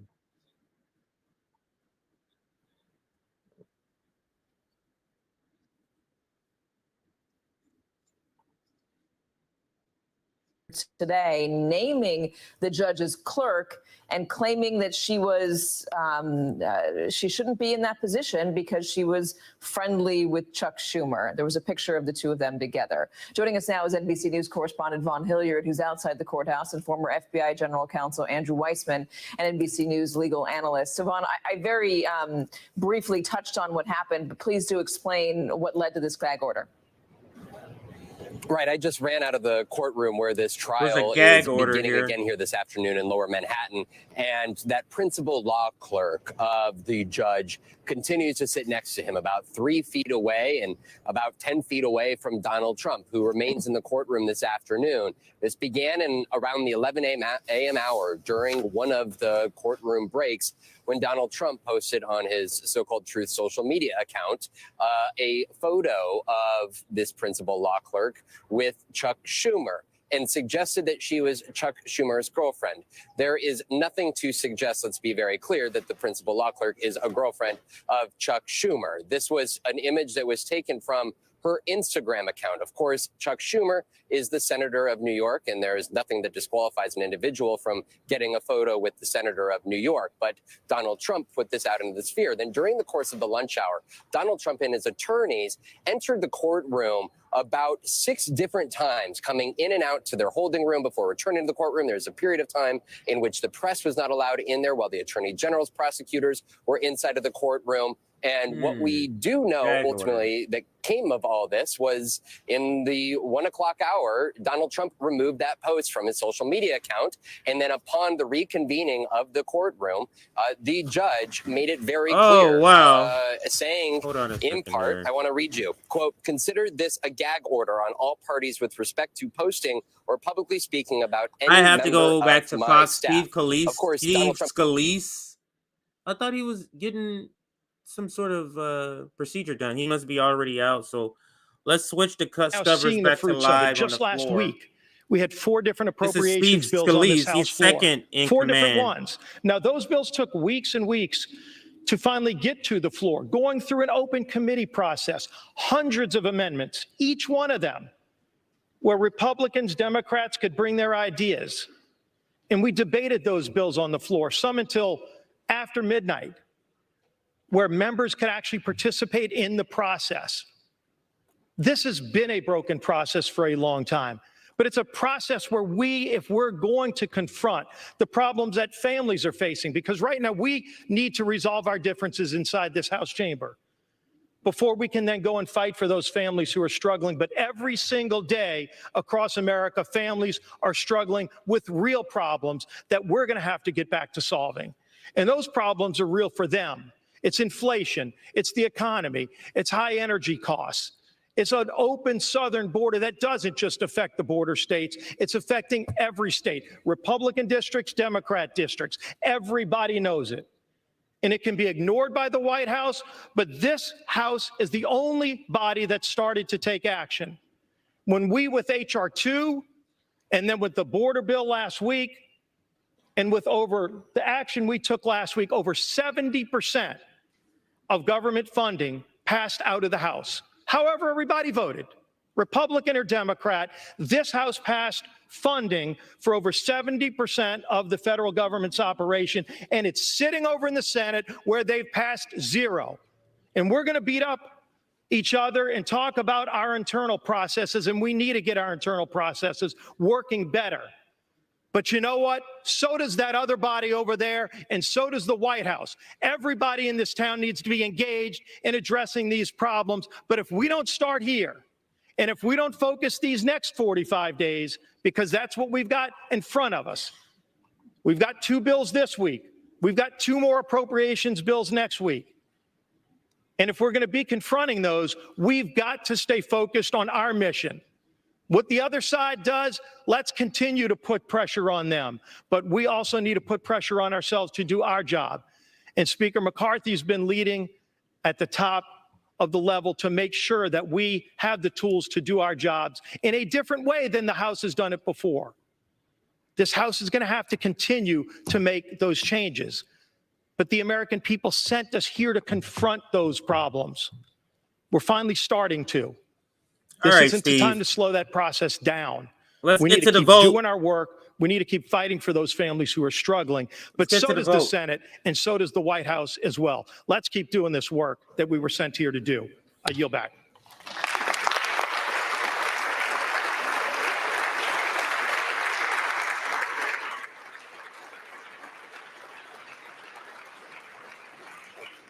Gentleman from Florida is recognized with 7 3/4 minutes remaining. Mr. Cole commands 12 1/2 minutes left in this debate. Gentleman from Florida. I agree with everything that the majority leader said in those remarks, except one thing. It is astonishing to hear any colleague give Speaker McCarthy credit for moving on to the single subject appropriations bills. As you heard my colleague, Mr. Biggs, say, that was never the plan from Speaker McCarthy. The week before we moved on to those single subject appropriations bills, the plan was another CR. He pitched a CR. They tried to get us to vote for a CR, and only when a brave few said, we are done governing by continuing resolution. We are here to eulogize the era of continuing resolution. We will not do it. We will not pass it. These bills can go. The spending may rise and fall as the years pass, but the notion that we're going to lump in the Department of Education and the Department of Labor with our military and our troops and our Border Patrol is fundamentally unserious, and I would suggest chaotic.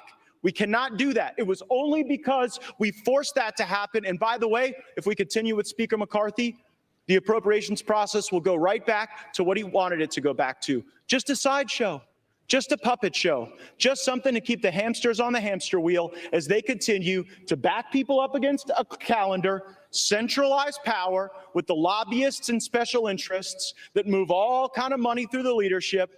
And then that's how they get their way. And that's why the American people have been getting screwed decade after decade. And I'm not going to tolerate it anymore without a fight. I reserve. Gentleman's time is reserved. Gentleman from Oklahoma, Mr. Cole. Thank you very much, Mr. Speaker. I yield 2 minutes to my very good friend, fellow member. So AOC would have had the opportunity to bring up Nancy Pelosi's corruption in this motion to vacate when she didn't bring to the floor a vote to cut the military by 75%.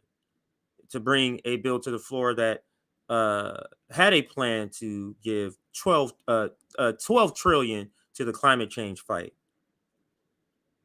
She could have done that, Oh, by the way, Nancy Pelosi and her venture capitalist husband, they've gained this amount of money according to Open Secrets here. This is how much they made this year. This is how much they made this year. Oh, wonder. The government, Nancy Pelosi was working on a bill about electric cars, and wow, her husband invested in Tesla. You see the connection? You see how AOC would have been able to point that out. But she chose Mama Bear and to go take some pictures on GQ instead. But I guess that worked just as good, right?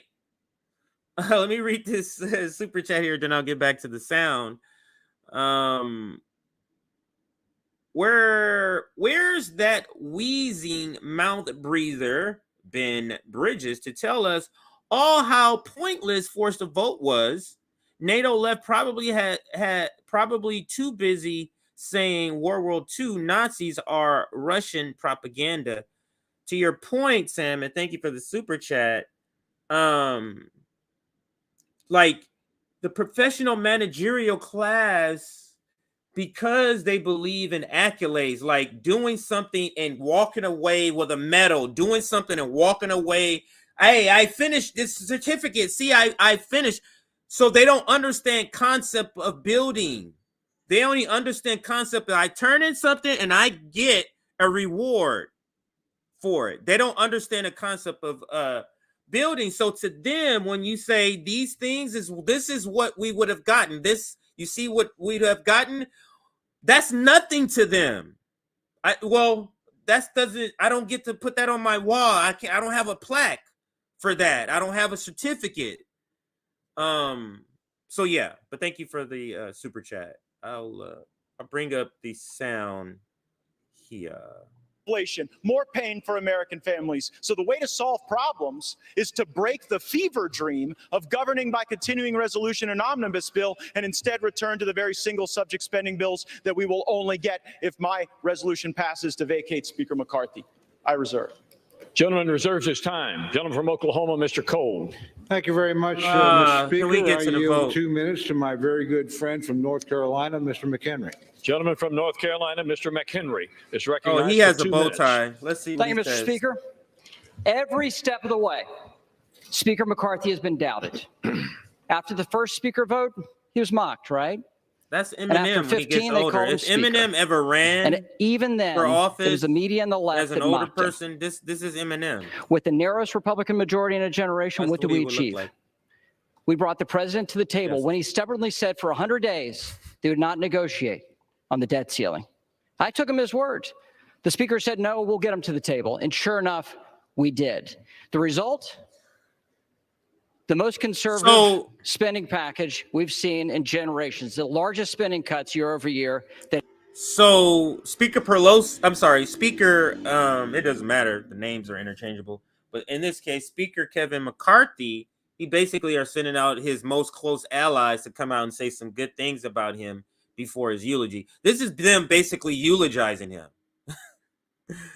Like I'm laughing, but that's literally what they're doing. They knowing that this guy could literally be done. Woke up this morning, knew he's the one who had to bring this motion to get himself out of this job. And the first hurdle has already been, the first hurdle where they tried to stop it, that vote passed. And now, like, if he doesn't reach 218, I guess, yeah, because it's the same amount of people. So 218 is still the threshold now because that was the threshold earlier. He's not getting to 218. We know 5 are not going to vote. So he has to negotiate or there has to be somebody else. So this is a eulogy. They know this guy is going. This is their way of eulogizing him. And there's no way to save face of this. That's what this is. So let's see what Eminem, senior Eminem is saying here. I don't know if he's a senior, but elder Eminem. Conservative ones. So I understand why the left is where you are today. You don't like an effective conservative majority, and I don't blame you. But on the right, gentleman's time has expired. Gentleman from Florida. It is lovely to hear from the principal architect of Mr. McCarthy's debt limit deal, but here's the reality. The only Republicans in America who believe that the debt limit deal was conservative are in this chamber right now. Because all over America, Republicans think that when you negotiated that debt limit deal, they took your lunch money. I reserve. Gentleman reserves his time. Gentleman from Oklahoma, Mr. Cole. Thank you very much, Mr. Speaker. I yield 1.5 minutes to my very good friend from my home state, gentlelady Ms. Vice. Gentlelady from Oklahoma. Man, that's a lot of people in that chamber. I haven't seen this many people in the chamber since the State of the Union. I rise today in support of Speaker Kevin McCarthy. Yeah, this is just a Speaker McCarthy's back scratching session right here. So maybe, what do I do to? Maybe if I can look at another channel. Let's go here to Katie Turner. Let's see if there's any different coverage or if they're talking about if they're a panel discussion or something. I don't want to drag this out another 10 minutes, so I may end up we may not find out because I don't know how long this goes. I would assume everybody would have a chance to talk. Oh no, it's when that time. The time that they keep going back and forth with. So let's go to this live discussion here and see what they're saying about it. Doesn't seem like they're listening to the debate. They're talking about they're discussing. That motion to table vote failed. They got to do something because on the current course, he's done.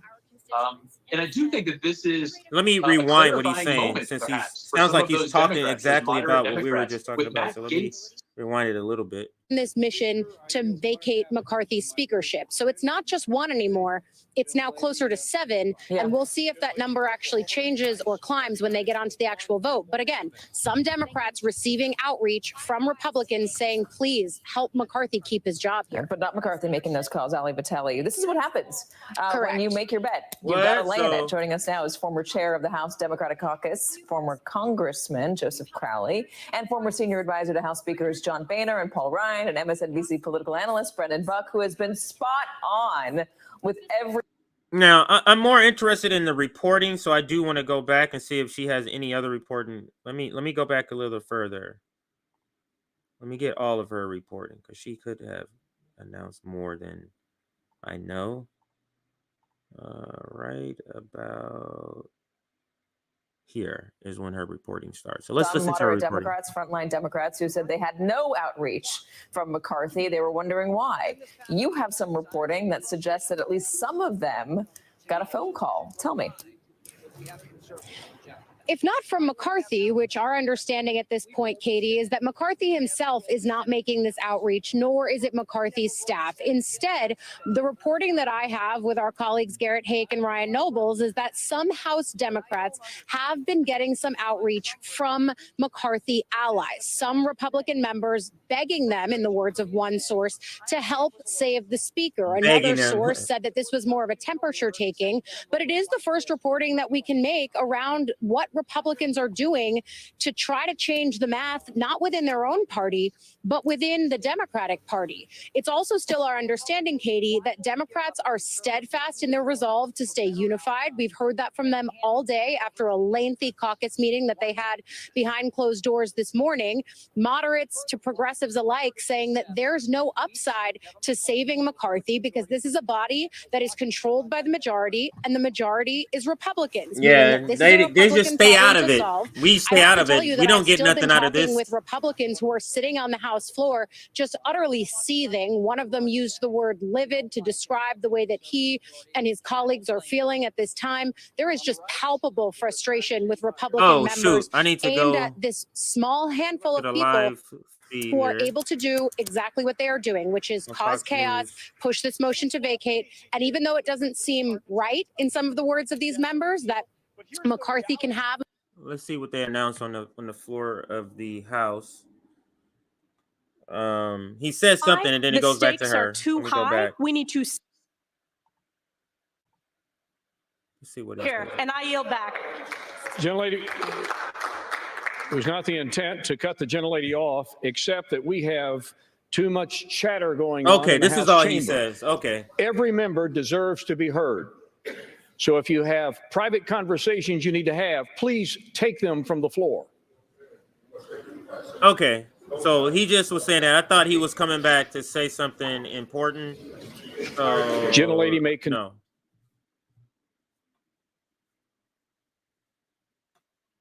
I do want to go back to this interview and see what reporting. Oh no, I don't think so. What Look, reporting? there's a lot of talk about sort of unity, speaker, Republicans and Democrats coming together. I don't know how you can look at any of this and think this House of Representatives is ready for any type of unity. I mean, okay, so let's listen to more of this temperature reporting. taking, but it is the first reporting that we can make around what Republicans are doing to try to change the math, not within their own party, but within the Democratic Party. It's also still our understanding, Katie, that Democrats are steadfast in their resolve to stay unified. We've heard that from them all day after a lengthy caucus meeting that they had behind closed doors this morning.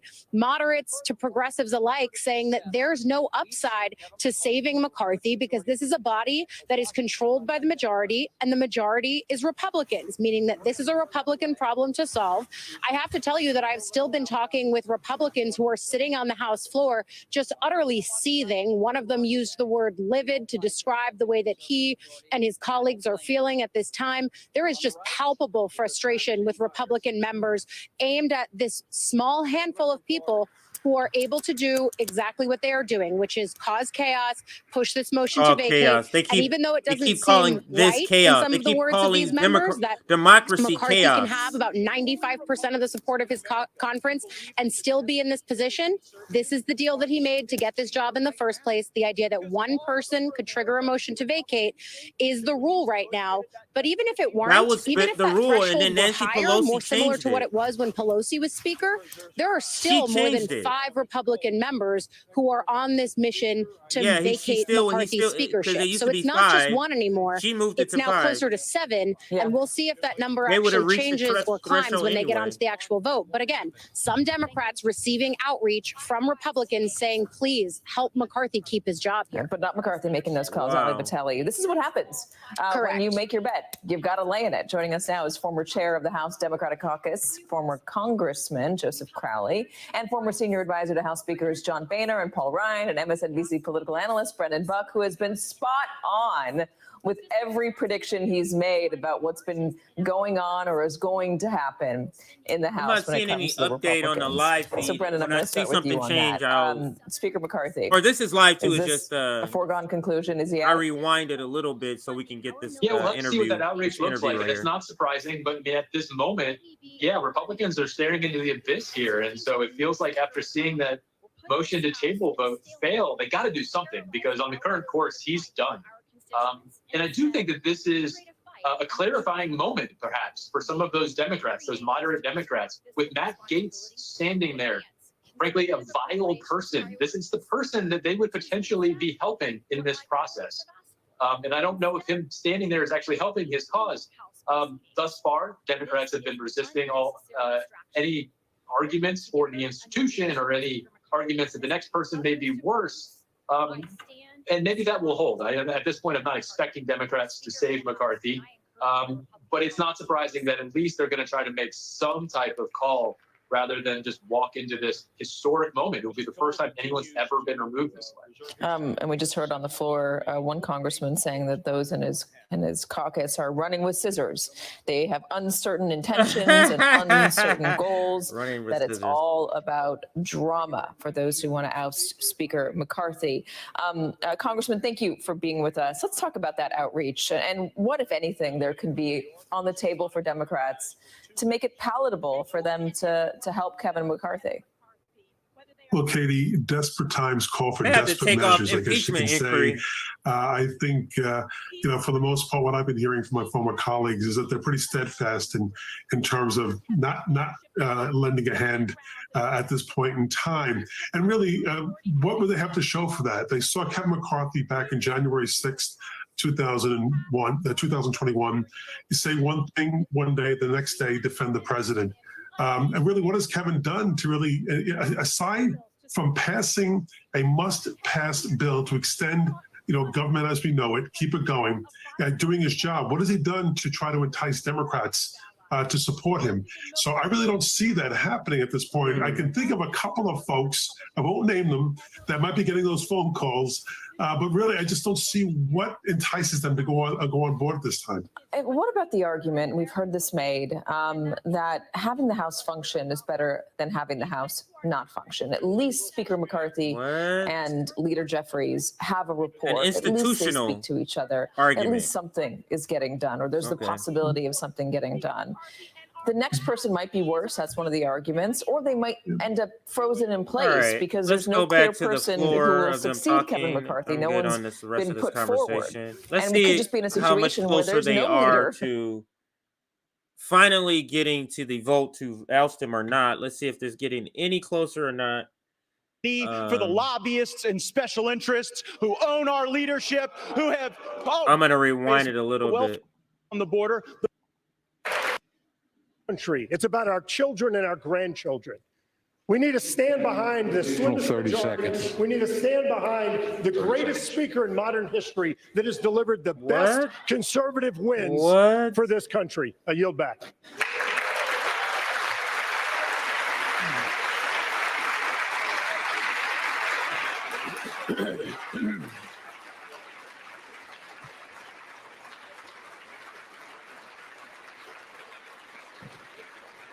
The gentleman from Florida.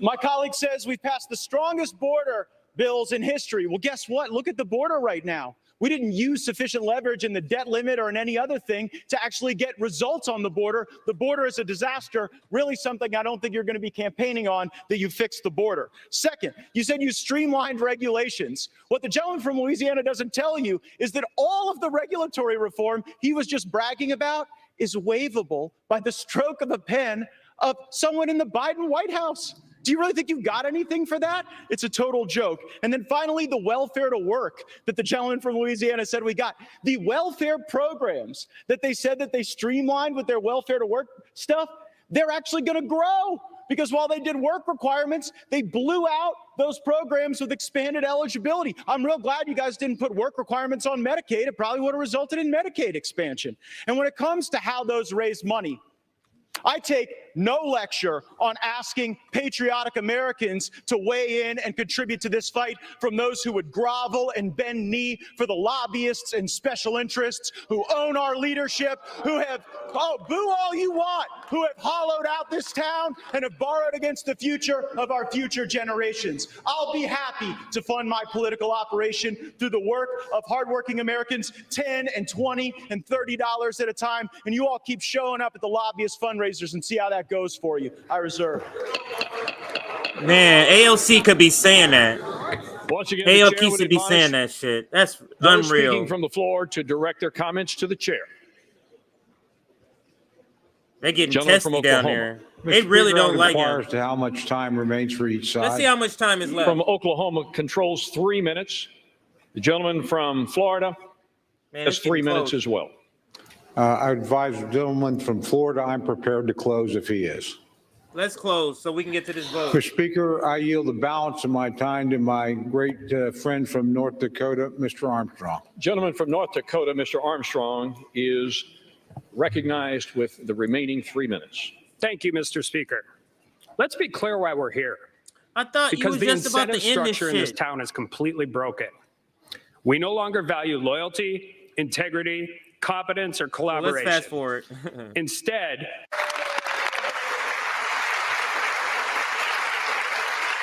one second here.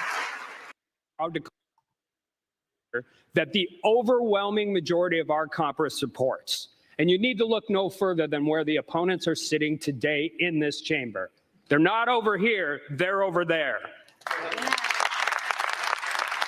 Look at the black coon right there clapping on cue. So we're going to face these challenges together, and I say bring whatever comes next, because we believe in the job you have done, Mr. Speaker.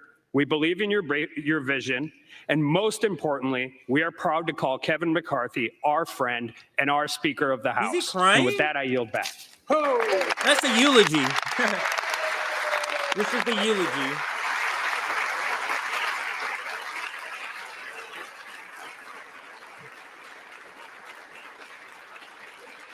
Gentleman yields back his time. The gentleman from Florida is recognized with 3 minutes remaining.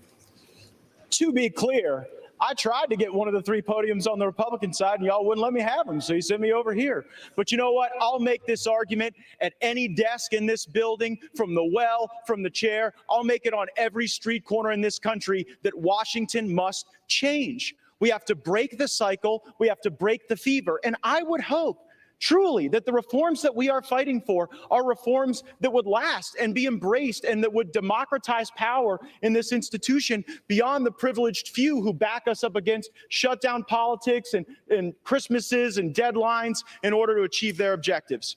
Mr. Speaker, high inflation is on the verge of bankrupting American families. Our economy. So that is what he's saying there. That's him acknowledging or putting it out there. That's what they do. You know, why do they wait to the last minute? That's a tactic, and he is acknowledging that's what y'all do. Shut down politics. Holidays. You take these things, these fights, these demands all the way till the last moment, and then you try to rush through something that nobody wants. That's exactly what they do. I'm gonna be getting out of here in a few minutes here. Let's see if they get to it soon. Ukraine or border security, because it fails to give either of those issues the dignity that they would require. But we can return that dignity to this House. We can get back on a better path. We can have single subject appropriations bills. We can set a budget top line. We haven't had a budget in this place since I was in high school. So let's get a budget. Let's get our act together. Let's get on with it. Let's vacate the chair, and let's get a better speaker. I yield back. Gentleman yields back his time. All time for debate has expired. Without objection, the previous question is ordered on the resolution. The question is on adoption of the resolution. Those in favor say aye. Aye. Those opposed, no. No. The noes have it. The resolution is, gentleman from Florida. I'd request the yeas and nays. The yeas and nays are requested. This is Those favoring a vote by the yeas and nays will How long rise. is the vote, though?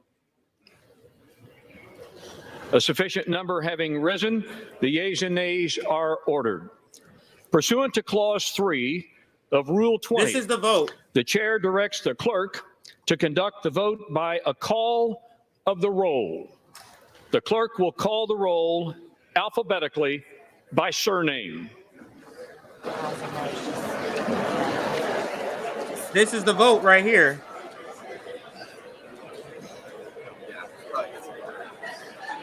You are watching History in the Making. Welcome, everybody. I'm Neil Cavuto. There has never really been a successful effort in American history to remove a House Speaker, but that could be happening. I can't believe I got this in the whole episode because I'm literally at the break. Up for a vote. I'm going to have to get up, but we're right at the vote. First sponsored by Florida Congressman Matt Gaetz to remove the speaker because I may not want to hear them talk, but let me hear. They're going to do this verbally so we can hear from each and every member. Chad Pergram on what's at stake and what's going on here. Chad.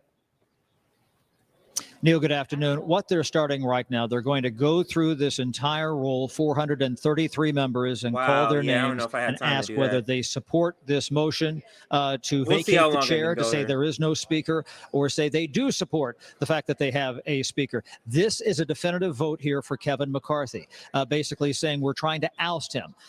Kevin McCarthy indicated earlier this morning that he was confident that he would still be Speaker of the House tonight. But as I always say, it's about the math. There were 11 members who voted against him on his side of the aisle, and that just wasn't enough to put this off. And that's why we've had this debate for about the past hour and 15 minutes here as to whether or not to oust the speaker.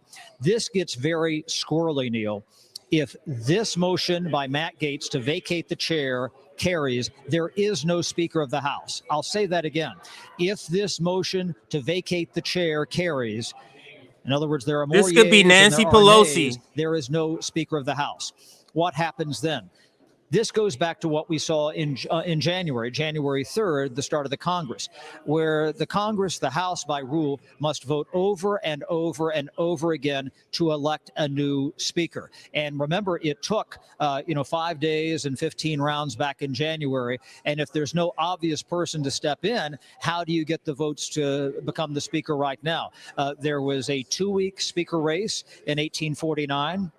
The record was a 2-month speaker race that ran from 1855 into 1856 before they elected Nathaniel Banks, a Republican of Massachusetts. But again, the key here is whether or not Kevin McCarthy can survive. Let's see what they're saying over at CNN. I'm gonna do a round. So we just left Fox. I'm gonna go CNN, then I'll round back to MSNBC. Berrigan. Oh, they have the count on the side over there on this channel. So maybe this is a good as far as aesthetically. Yay. Bean of Florida. So like we have so many votes to go through, so I'm unlikely to be here for the final thing. Yay. But this he will be removed as speaker because there's more. There's 5 or more who will not Yay. vote for this. So he will lose. Nay. Buyer. Yay. Bice. Nay. Biggs. Yay. Bilirakis. Nay. Bishop of Georgia. Oh, it's in order. It doesn't matter whether Democrat or Bishop Republican. of North Carolina. Order. Yay. Nay. Is this behind? Let's see if this is behind. Because on the other station they have a higher count. Yay. Let's go to Rochester. Yay. Let's go back to Fox. Boebert. Their count is ahead. So their count is at 14 and 19. You know, an historic, higher. territory. So let's go back here.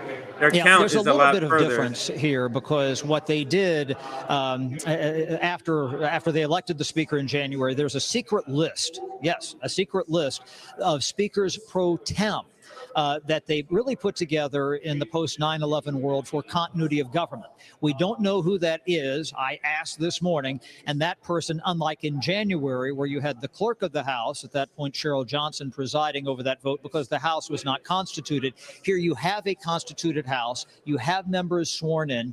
You have committees that can be stood up, and so that speaker pro tem would preside. But by rule, what they're supposed to go to, the next act on the floor is to elect a speaker. The highest precedence in the House is to elect a speaker. You can't do anything else until you get a speaker elected. And so once you get that, then you can go on. So no legislative traffic. And does that take a couple of days? So does it take a couple of weeks? I can go back. Just don't and I'm going to go to MSNBC. 5 days back in January, Neil. Yeah, and 15 different votes here. I'm wondering, would they immediately proceed to that vote tonight? Again, this is in the event that the speaker loses his speakership.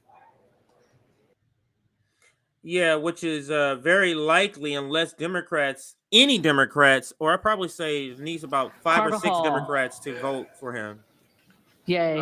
Which maybe they will, Cardenas. But according to Hakeem, when he came out, they are a no. They're not voting for him, and they don't want to support him. So it really depends on the Democrats. If all the Democrats say yes, we want him gone, and then 5 Republicans, he's gone. That's all it takes. So if a few Democrats fall off, now I think they're up to 7. There's a reporting from MSNBC. There were up to 7 people that were going to vote. So I guess they can afford to lose up until that amount. So if 8 Democrats vote for him, that will cancel out the 7 Republicans that's voting against him. So that is how the math is gonna go. You think AOC will vote present? That would be cowardly to vote present.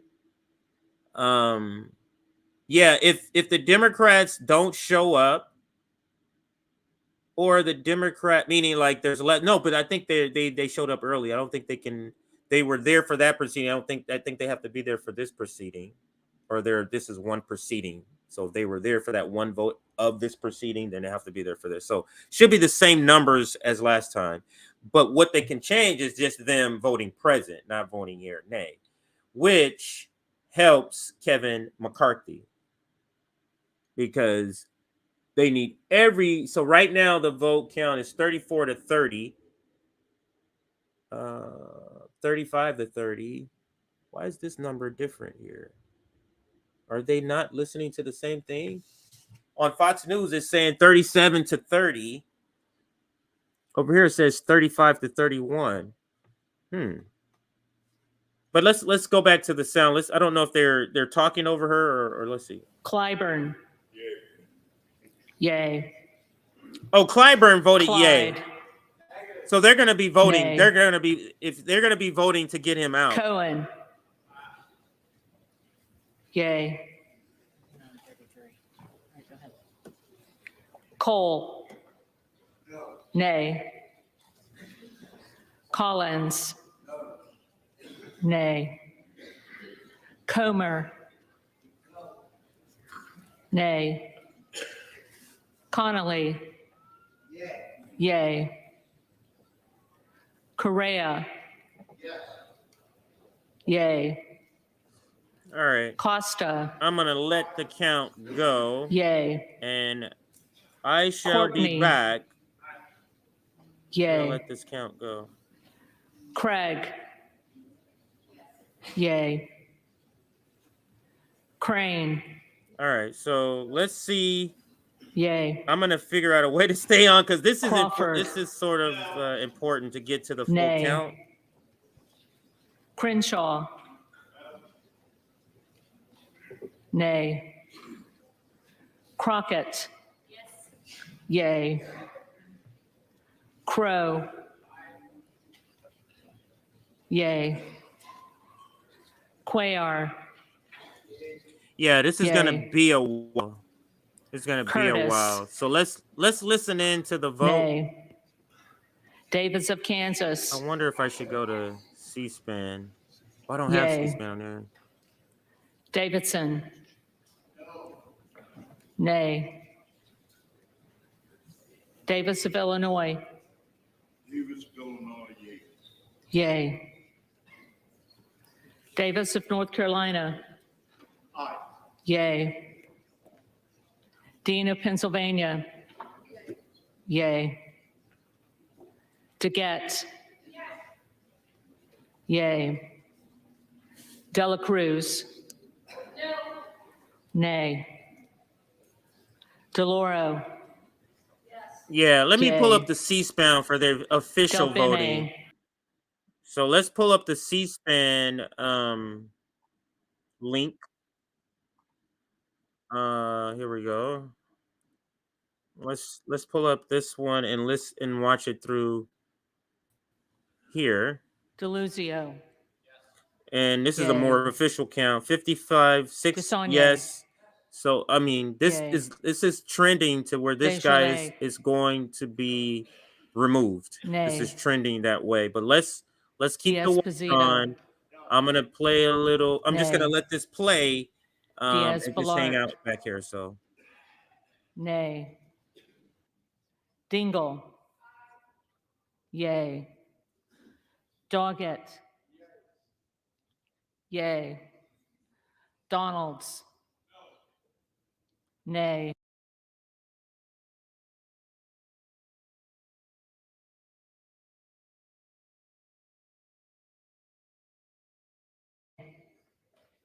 Duarte. No. Nay. Duncan. Nay. Dunn of Florida. Nay. Edwards. Nay. Elsie. Nay. Emmer. Nay. Escobar. Yay. Eshue. Yay. Espaillat. Yay. Estes. Nay. Evans. Yes. Yay. Azell. Nay. Fallon. Nay. Finstra. Nay. Ferguson. No. Finstad. Nay. Fischbach. Nay. Fitzgerald. Nay. Fitzpatrick. Nay. Fleischman. Nay. Fletcher. Yay. Flood. Nay.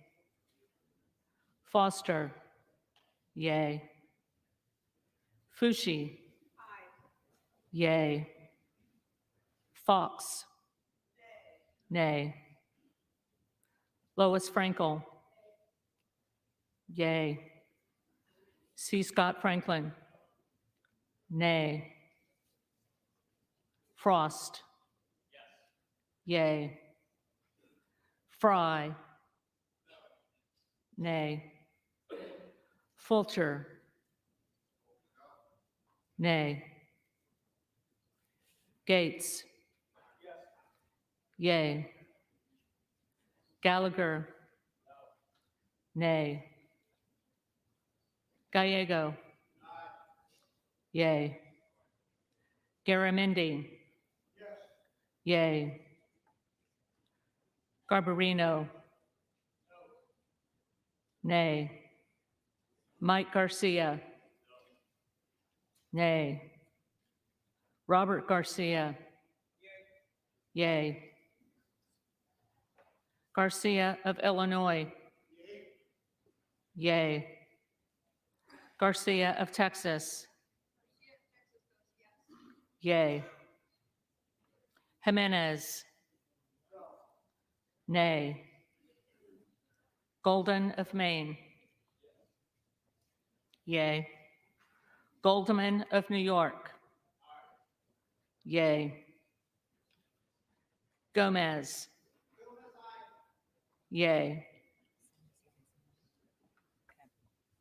Tony Gonzalez. Tony Gonzalez. Vicente Gonzalez. Yay. Good of Virginia. Yay. Gooden of Texas. Gooden of Texas. Gosar. Nay. Gottheimer. Yay. Granger. Nay. Graves of Louisiana. Nay. Graves of Missouri. Nay. Green of Tennessee. Nay. Green of Texas.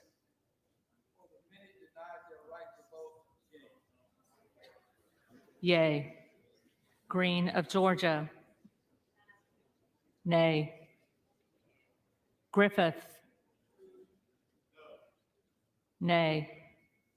Grijalva. Yay. Grothman. Nay. Guest. Nay. Guthrie. Nay. Hageman. No. Harder of California. Yay. Harris. Nay. Harshbarger. Nay. Hayes. Yay. Hearn. Nay. Higgins of Louisiana. Nay. Higgins of New York. Yay. Hill. Nay. Himes. Yay. Henson. Nay. Horsford. Yay. Houchin. Nay. Houlihan. Yay. Hoyer. Hoyer. Yay. Hoyle of Oregon. Yay. Hudson. Nay. Huffman. Yay. Huizinga. Nay. Hunt. Hunt. Nay. Isa. Nay. Ivy. Yay. Jackson of Illinois. Yay. Jackson of North Carolina. Yay. Jackson of Texas. Nay. Jackson Lee. Yay. Jacobs. Yay. James. Nay.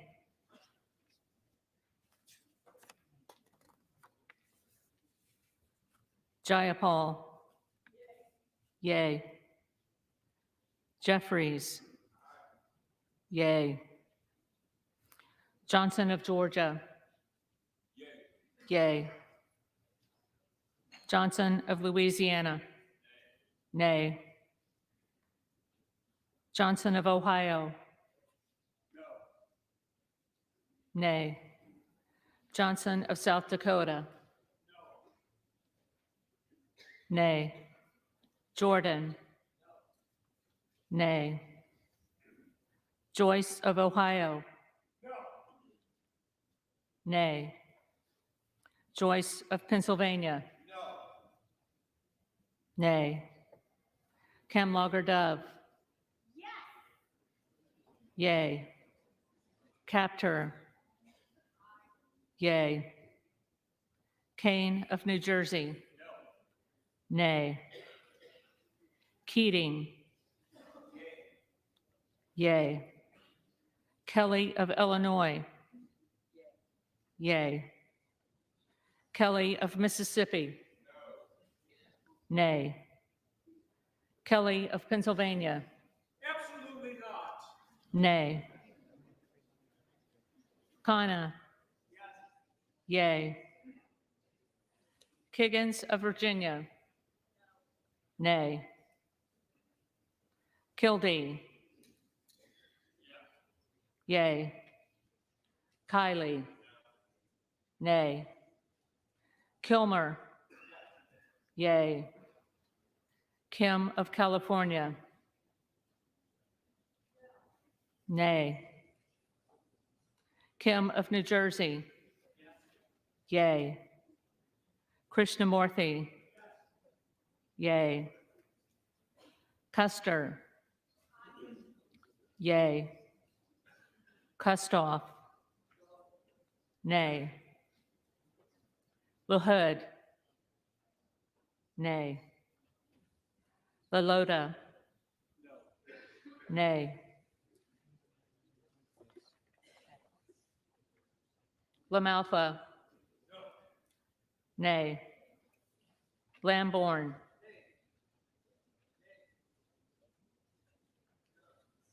Lamborn, nay. Landsman. Yay. Langworthy. Nay. Larson of Washington. Yay. Larson of Connecticut. Yay. Latta. Nay. LaTurner. Nay. Lawler. Nay. Lee of California. Yay. Lee of Florida. Nay. Lee of Nevada. Yay. Lee of Pennsylvania. Yay. Ledger Fernandez. Yay. Lesko. Nay. Letlow. Nay. Levin. Yay. Liu. Yay. Lofgren. Yay. Loudermilk. Nay. Lucas. Nay. Luetkemeyer. Nay. Luna. Luna. Luttrell. Nay. Lynch. Yay. Mace. Yay. Magaziner. Yay. Maliotakis. Nay. Man. Nay. Manning. Yay. Massey. Nay. Mast. Nay. Matsui. Yay. Macbeth. Yay. McCall. Nay. McLean. Nay. McClellan. Yay. McClintock. Nay. McCullum. Yay.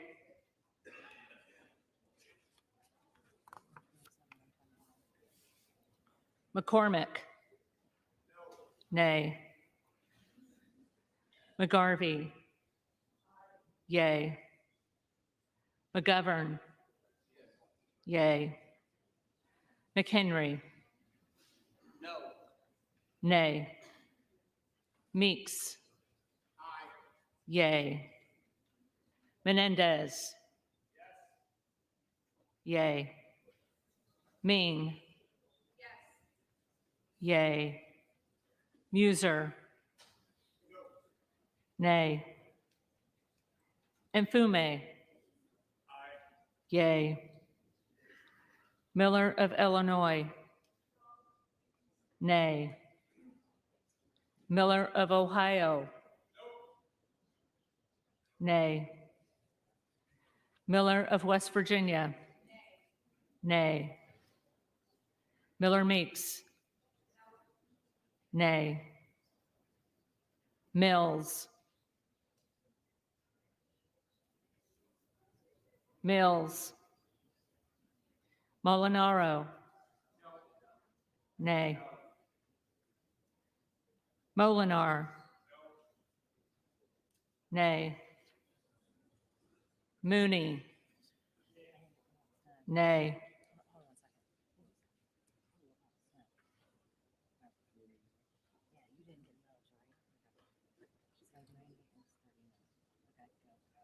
Moore of Alabama. Nay. Moore of Utah. Nay. Moore of Wisconsin. Yay. Moran. Nay. Morelli. Yay. Moskowitz. Yay. Moulton. Yay. Mervan. Yay. Mullen.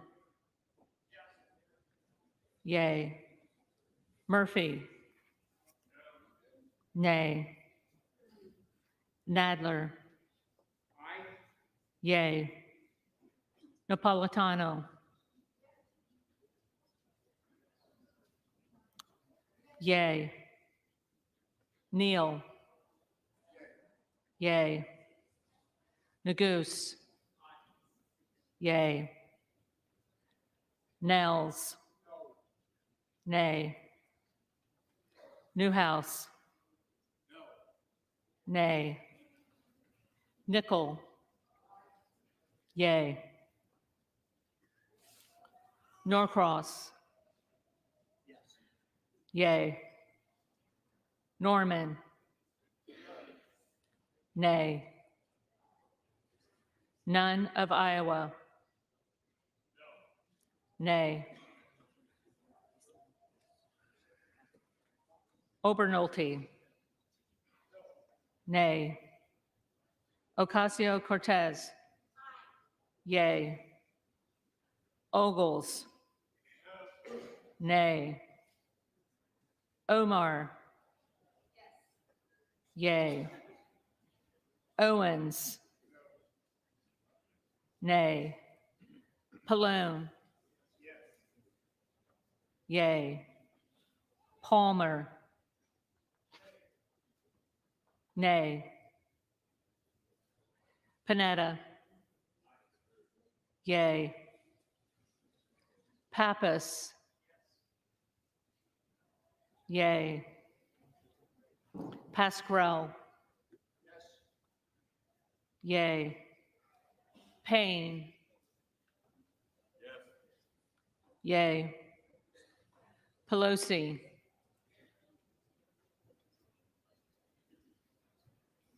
Pelosi. Peltola. Peltola. Pence. Nay. Perez. Yay. Perry. Nay. Peters. Yay. Pedersen. Yay.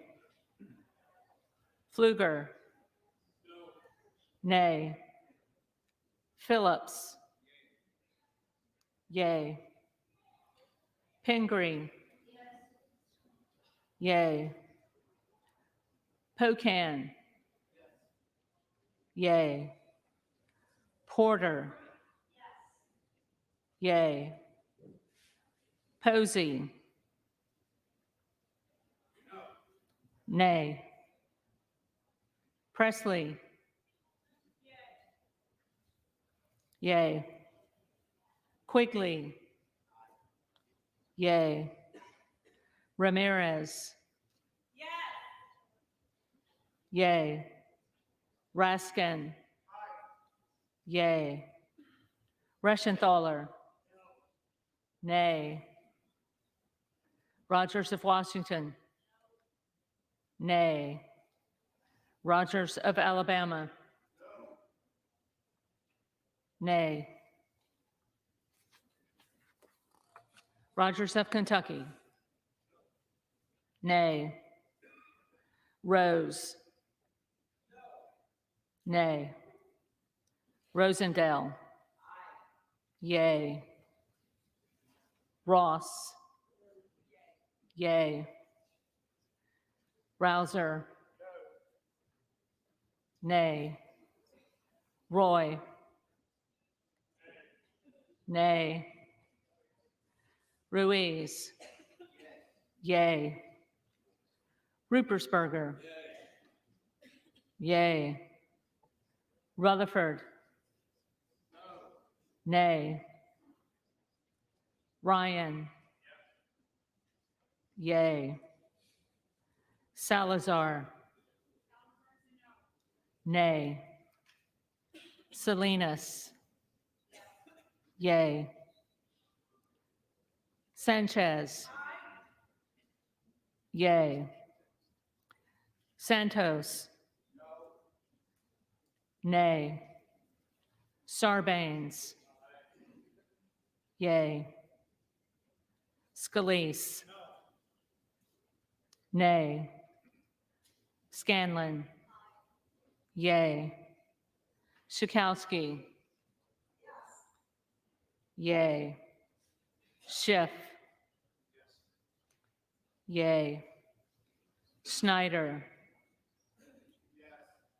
Yay. Skolton. Yay. Schreier. Yay. Swikert. Nay. Austin Scott. Nay. David Scott. Yay. Scott of Virginia. Yay. Self. Nay. Sessions. Nay. Sewell. Yay. Sherman. Yay. Sherrill. Yay. Simpson. Nay. Slotkin. Yay. Smith of Missouri.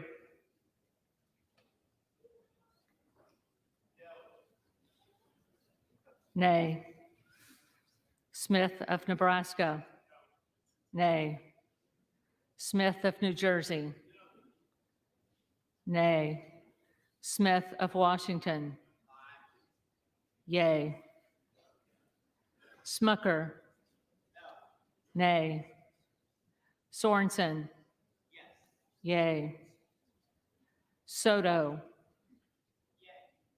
Yay. Spanberger. Yay. Sparks.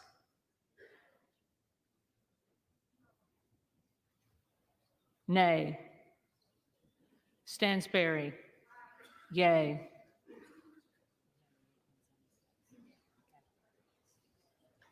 Stanton.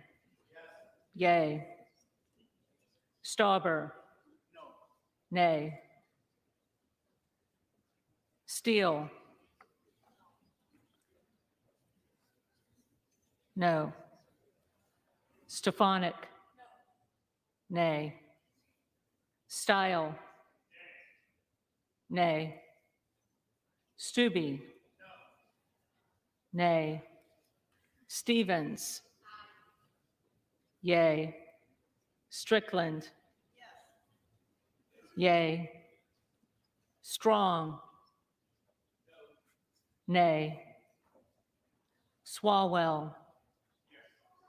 Yay. Sykes. Sykes. Takano. Yay. Tenney.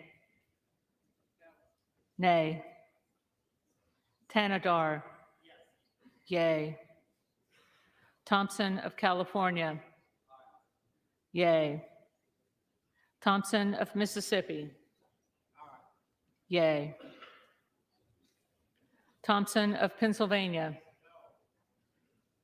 Nay. Tiffany. Nay. Timmons.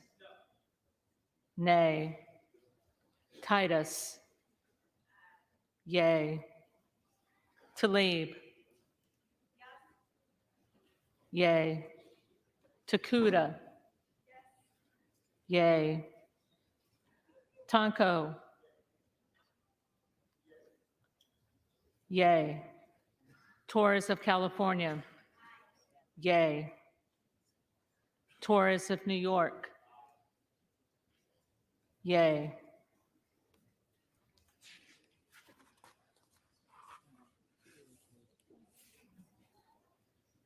Trahan. Yay. Trone. Yay. Turner. Nay. Underwood. Yay. Valadeo. Nay. Van Drew. Nobody pull a firearm. No. No. Van Dyne. Nay. Van Orden. Nay. Vargas. Yay. Vasquez. Yay. VC. Yay. Velasquez. Yes. Wagner. Nay. Wahlberg. Nay. Waltz. Nay. Wasserman Schultz. Yay. Waters. Yay. Watson Coleman. Yay. Weber of Texas. Nay. Webster of Florida. Nay. Winstrup. Nay. Westerman. Nay. Wexton. Yay. Wild. Yay. Williams of Georgia. Yay. Williams of New York. Nay. Williams of Texas. Nay. Wilson of Florida. Yay. Wilson of South Carolina. Nay. Whitman. Nay. Womack. No. Nay. Yackham. Nay. Zinke. Nay. McCarthy. Nay.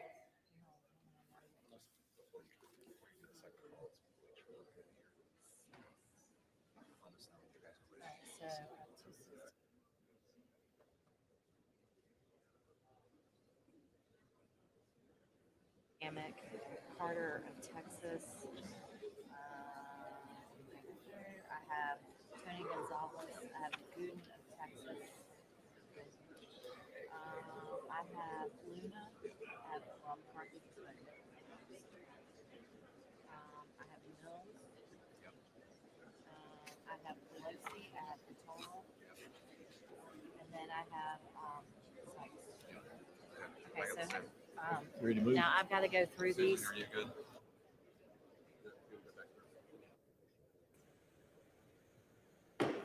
Let me get my sound together. Hold on a second. House will be in order. The clerk will now call the names of members that have not already been recorded alphabetically. It's about that time. Banks. Oh, let me turn my camera off. I gotta get my lighting back together.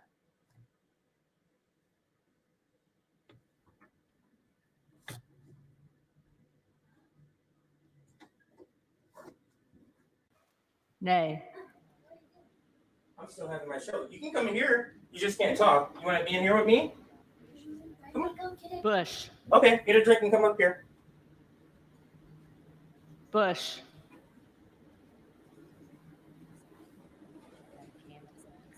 Kamek. Nay.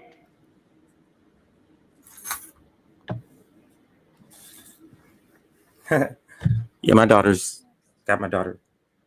So you'll hear her in the background, everybody. Carter of Texas. Carter of Texas. I can't believe this.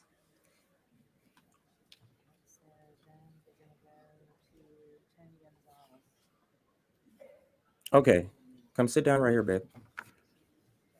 Just make sure you're quiet. Tony Gonzalez.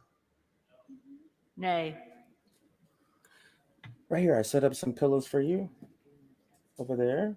Gooden of Texas. Make sure don't spill the Gatorade on the game, okay? Gooden of Texas. All right. Be quiet. I'm still doing my show. All right, everybody. I am back here. Amazing. Now, I kind of do want to go back to the commentary part of this. We watched all of this on C-SPAN so we don't have any interruptions. Luna. But now Luna. I will want to maybe go back to the CNN, MSNBC, Mills. Fox, see their coverage of this, because this is historic right here. Let me bring this down. I'm gonna get it set up in the back before I switch out the screens here. Pelosi. Oh, these are those members. Pelosi. Pelosi's not present. Pelosi's not there. Peltola. Peltola. I guess they have to verify that since it's not 218, they have to verify that this is the members, all the members that are present, and it's below the normal amount if everybody was there. So I think this is the verification of that. Sykes. I think I want to hear, I guess let's go with the conservative Fox, since this is a conservative speaker. Let's go to their are there other members coverage of this. Are there other members So in I'm this going to body go ahead and switch it who over have in a not been second recorded here. or who wish to change their vote? 6 people would have to change their vote. So I'm gonna take down this very quickly and put up the Fox while they have not made an official decision. So let's bring up Fox News coverage of this before they've said something here.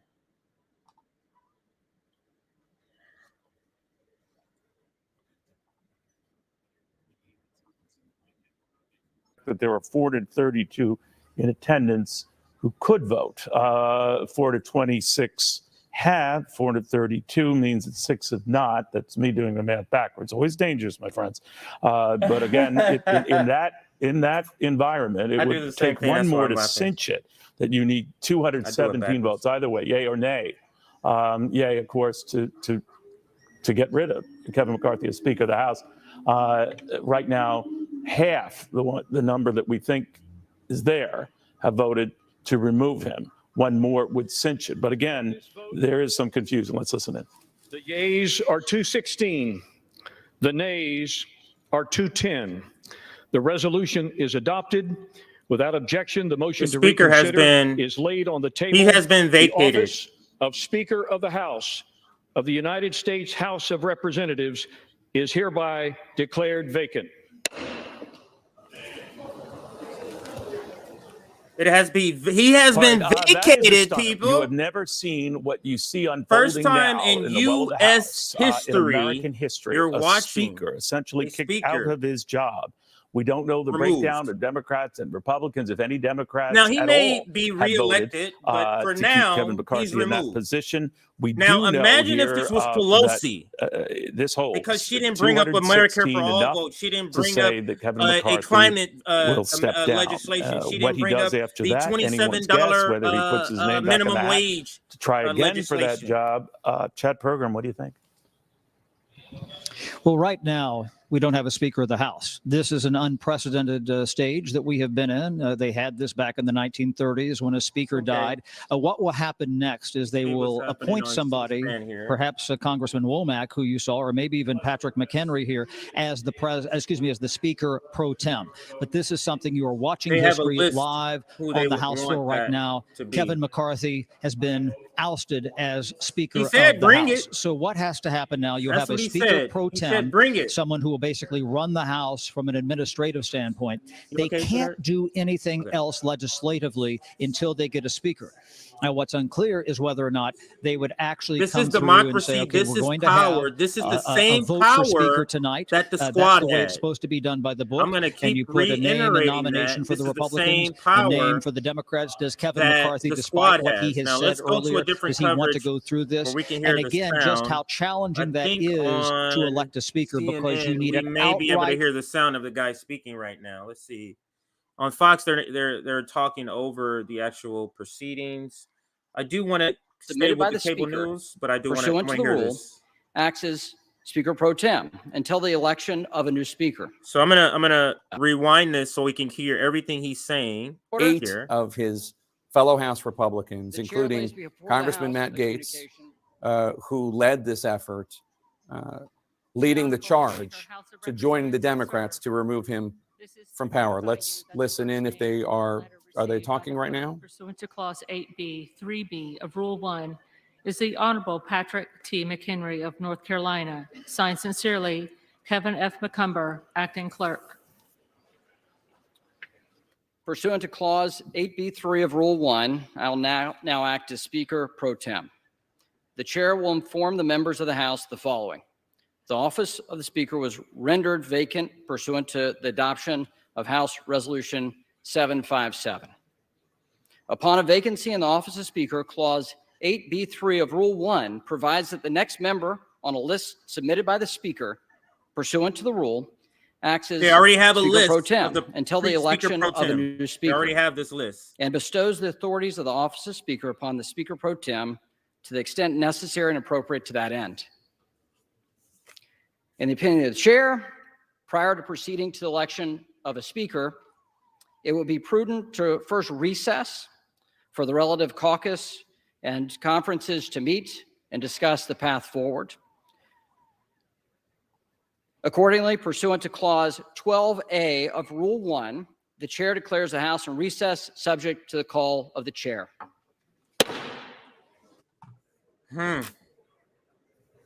All right, let's An go angry, live. gaveling Rewind down. it. Yeah, let's go live on Majority. YouTube. Kevin McCarthy was capped. It was Let's see this reporting from Manu. So much. Let's hear this reporting. Speaker Kevin McCarthy, who told reporters that the 15 rounds he went through of balloting in January taught him how to govern. Apparently, not so much. Yeah, he thought he was able to get his various warring factions together through that whole process. But as we saw, it devolved over just a handful of members within his own conference were furious at his decisions, including to keep the government open by relying on Democratic votes. They have a sharp disagreement over spending levels and some personality conflicts as well. But given the narrowness of this House Republican majority, Kevin McCarthy was capped. It was essentially isolated within his own conference, given the opposition within his right flank. He knew full well that a handful of members could upset his plans at any given time on any party line vote. He's gone, huh? Calculated. He's gone. Oh, they're gonna himself with the members on the far right. Yeah, my bad. I was like, the basic essence of man, that's sick, nigga. I can't believe it. We're witnessing history. I'm gonna turn down the sound. Support. I'm gonna turn down the sound. We're witnessing history. That's why I couldn't let this stream go, man. I went right down the stream, picked up my daughter, and just let that shit play. I was like, man, this is freaking history. Yeah, I had to play in the background. I want to jump on. I can't be on for too long. I just want to jump in because this is a big moment. And you were saying this earlier, Kyle, watching live the stream. This could have been us, fam. Yeah, this could have been us. This could have been us. So imagine if you're one of the people that was against forced to vote. You're not embarrassed. You're not embarrassed that you was proven to be a politically naive child who don't know how basics of politics work. So CJ on the Friday edition of the Nick and CJ show, Jimmy's gonna join us, and we're gonna pretty much talk about how the people who advocate for forced to vote took a massive L, fam, and I'm never going to let them forget it. What's poppin', JB? We in the living room. James is here. You know What's what up, I mean? James? I'm in the living room. What's poppin', my friend? So Friday we got Jimmy. He joining, and we're gonna talk about this. Because as you said, CJ, and I want to get your thoughts, JB, here soon. But as you said, CJ, we are against the policy. because they're talking about budget cuts. They worry about debt, which is bullshit in terms of the worker right. So we're not in agreement of what they're asking, but we're in agreement with the strategy. Remember how the PMC and DSA left, they don't care that much about strategy? Yes, we are against the reason Matt Gaetz is doing it, but you're talking about why this is important for the left to engage in this kind of strategy. Imagine, and you made this great point earlier in the stream, when Matt Gaetz having this viral clip where millions and millions and millions of people have seen across social media, where he's making the argument why he's doing that. Imagine if in the middle of a pandemic, you had AOC or any progressive squad member that was making the militant argument on why we must remove Speaker Pelosi for betraying her agreement to put a vote for Medicare for all on the floor. And what will happen, CJ? The same thing where Republicans are coming out for Kevin McCarthy, you have corporate Democrats that will show their hand, and then they will speak out against Medicare for all during this debate. And we might know. So remember how Matt Gaetz was like, it's chaos to have Kevin McCarthy as speaker because of the budget. We could be like, you guys think we causing chaos? You want to know what chaos? 70,000 Americans dying each year without health care is chaos. Can you imagine? Sorry, I need to shut up. JB, what are your thoughts? There's a lot. Yeah. I had a lot to say. What's up, James? What's popping, JB? This is a surprise RBN Live. Yeah. What's popping? Imagine all the people voted to force the vote. Let me say this, all right?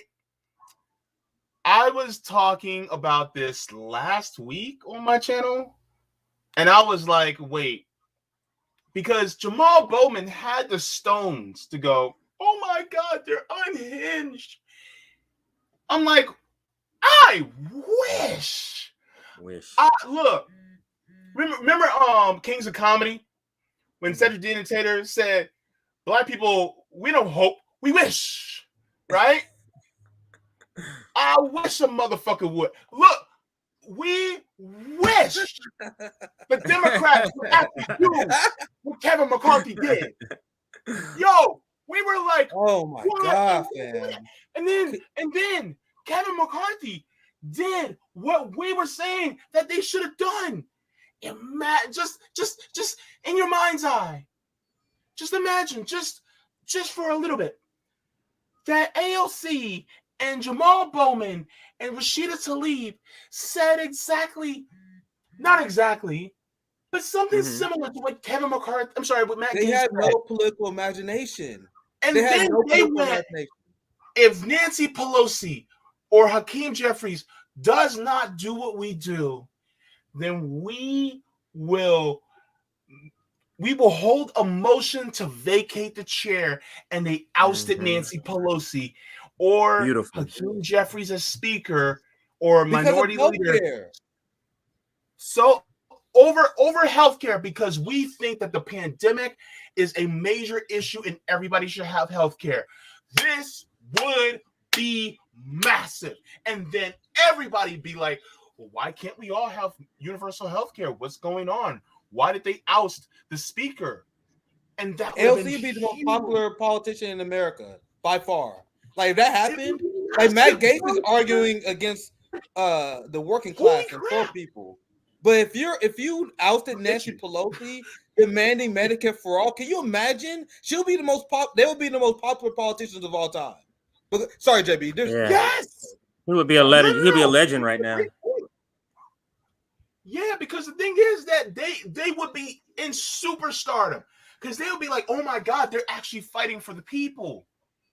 Do you know that they just look? The Democratic, especially the progressives, just lost an opportunity of a lifetime. They literally lost to Matt Gaetz. You lost to Matt Gaetz at the battle fighting for the working people? He's a legend on the right now. A legend. Look, the progressives look pathetic right now. Pathetic. He's catapulted to not quite Trump status, but I would say I see Trump and then I see him. Like literally this one thing is gonna jump him ahead of Marjorie Taylor Greene if she was there. I don't know if she was, but he's easily the Republican guy now. He's easily the face of the Republican Party now. Like the look at this, his engagement. He tweeted this an hour ago. This motherfucker 20,000 plus likes. The entirety of MAGA Twitter is right in his nuts right now. They love this fucking guy. He's a fucking legend. They love him the same way that we would be praising the. Imagine if AOC got Nancy Pelosi removed for speaker. Like, I would be at a bar with like 5 beers by now, or a couple of adioses. Like, I would be celebrating. Imagine the corrupt Nancy Pelosi with all her millions made while in office being removed in such a way, while at the same time bringing up points of Palestinians, bringing up points of starving Afghanistans through sanctions, bringing up Nancy Pelosi's corruption. I'm just saying all the things that all the policy things that they were bringing up that we don't agree with. Just imagine them bringing up the things we do agree with. Defund the police. Look at what the police are doing. They don't solve any crime. Like, bringing up all these points, it could have been all from a left perspective, and they're saying CJ, relational harm is more important. Go ahead. And CJ, now you're gonna have Democrats say stuff like this. Because we vacated the House Speaker, we won't be able to fund Ukraine. So Matt Gaetz is going to be credited for that now. Sorry, JB, you want to chime in? No, because that's unintended consequences. That's unintended consequence. Go, JB. But here's the crazy part: you have a right-wing Republican like Matt Gaetz that's literally, because a lot of people aren't as politically astute as some of us, right? They're just looking at it from the surface, but some people are going to go, well, we're no longer, Matt Gaetz stood in the way of us actually funding Nazis. That's what people are going to say. People are going to see a guy praising him. When in reality, people like you and me are going to go, well, no, it's because it's not China. You know, if they were funding a war with China, then of course Matt Gaetz would be behind it. And really, he's only against the war in Ukraine because the Democrats, but outside of that, it's not really the case. But a lot of people aren't that astute and aware of that. Yeah, a lot of Americans are not ideological. They're going to see one politician who is hated by the establishment getting rid of a swamp monster. That is what people are going to see. And there are people who are not political or ideological that would have respected AOC if she fought Pelosi. Yes. Like, they're not even progressive, JB.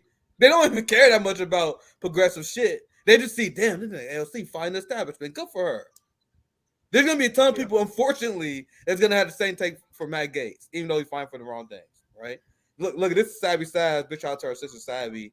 I don't know if you covered this. I'm showing some receipts. I'll put your screen back up. I haven't seen this yet because I was. Hillary Clinton supports Kevin McCarthy. That should tell you everything you need to know. Oh my God. Yeah, that does. That's the establishment coming out to protect other establishment characters. This is a union to them, almost like, hey, that's one of our characters. He plays the other side, but he's still an actor. I'm going out there to fight for him. That's essentially what she's doing right here. This motherfucker is oh, Jesus Christ. Look at this. Yeah. Bro, the meme for this man. Once again, this is not our section of political Twitter, right? But this is a very significant part. Wow. He's a fucking meme god. Thanks. And he succeeded. He succeeded. I must say, because in our spaces, we may not know this, but Kevin McCarthy is not liked by the far right. If they were to call themselves the far right or the free, he's not liked at all by them. Like he's thought of as a clown, as a sellout, like what we think of Pelosi. That's how they look at him. So that, again, you have to imagine AOC taking out Nancy Pelosi for you to really understand what this is for them.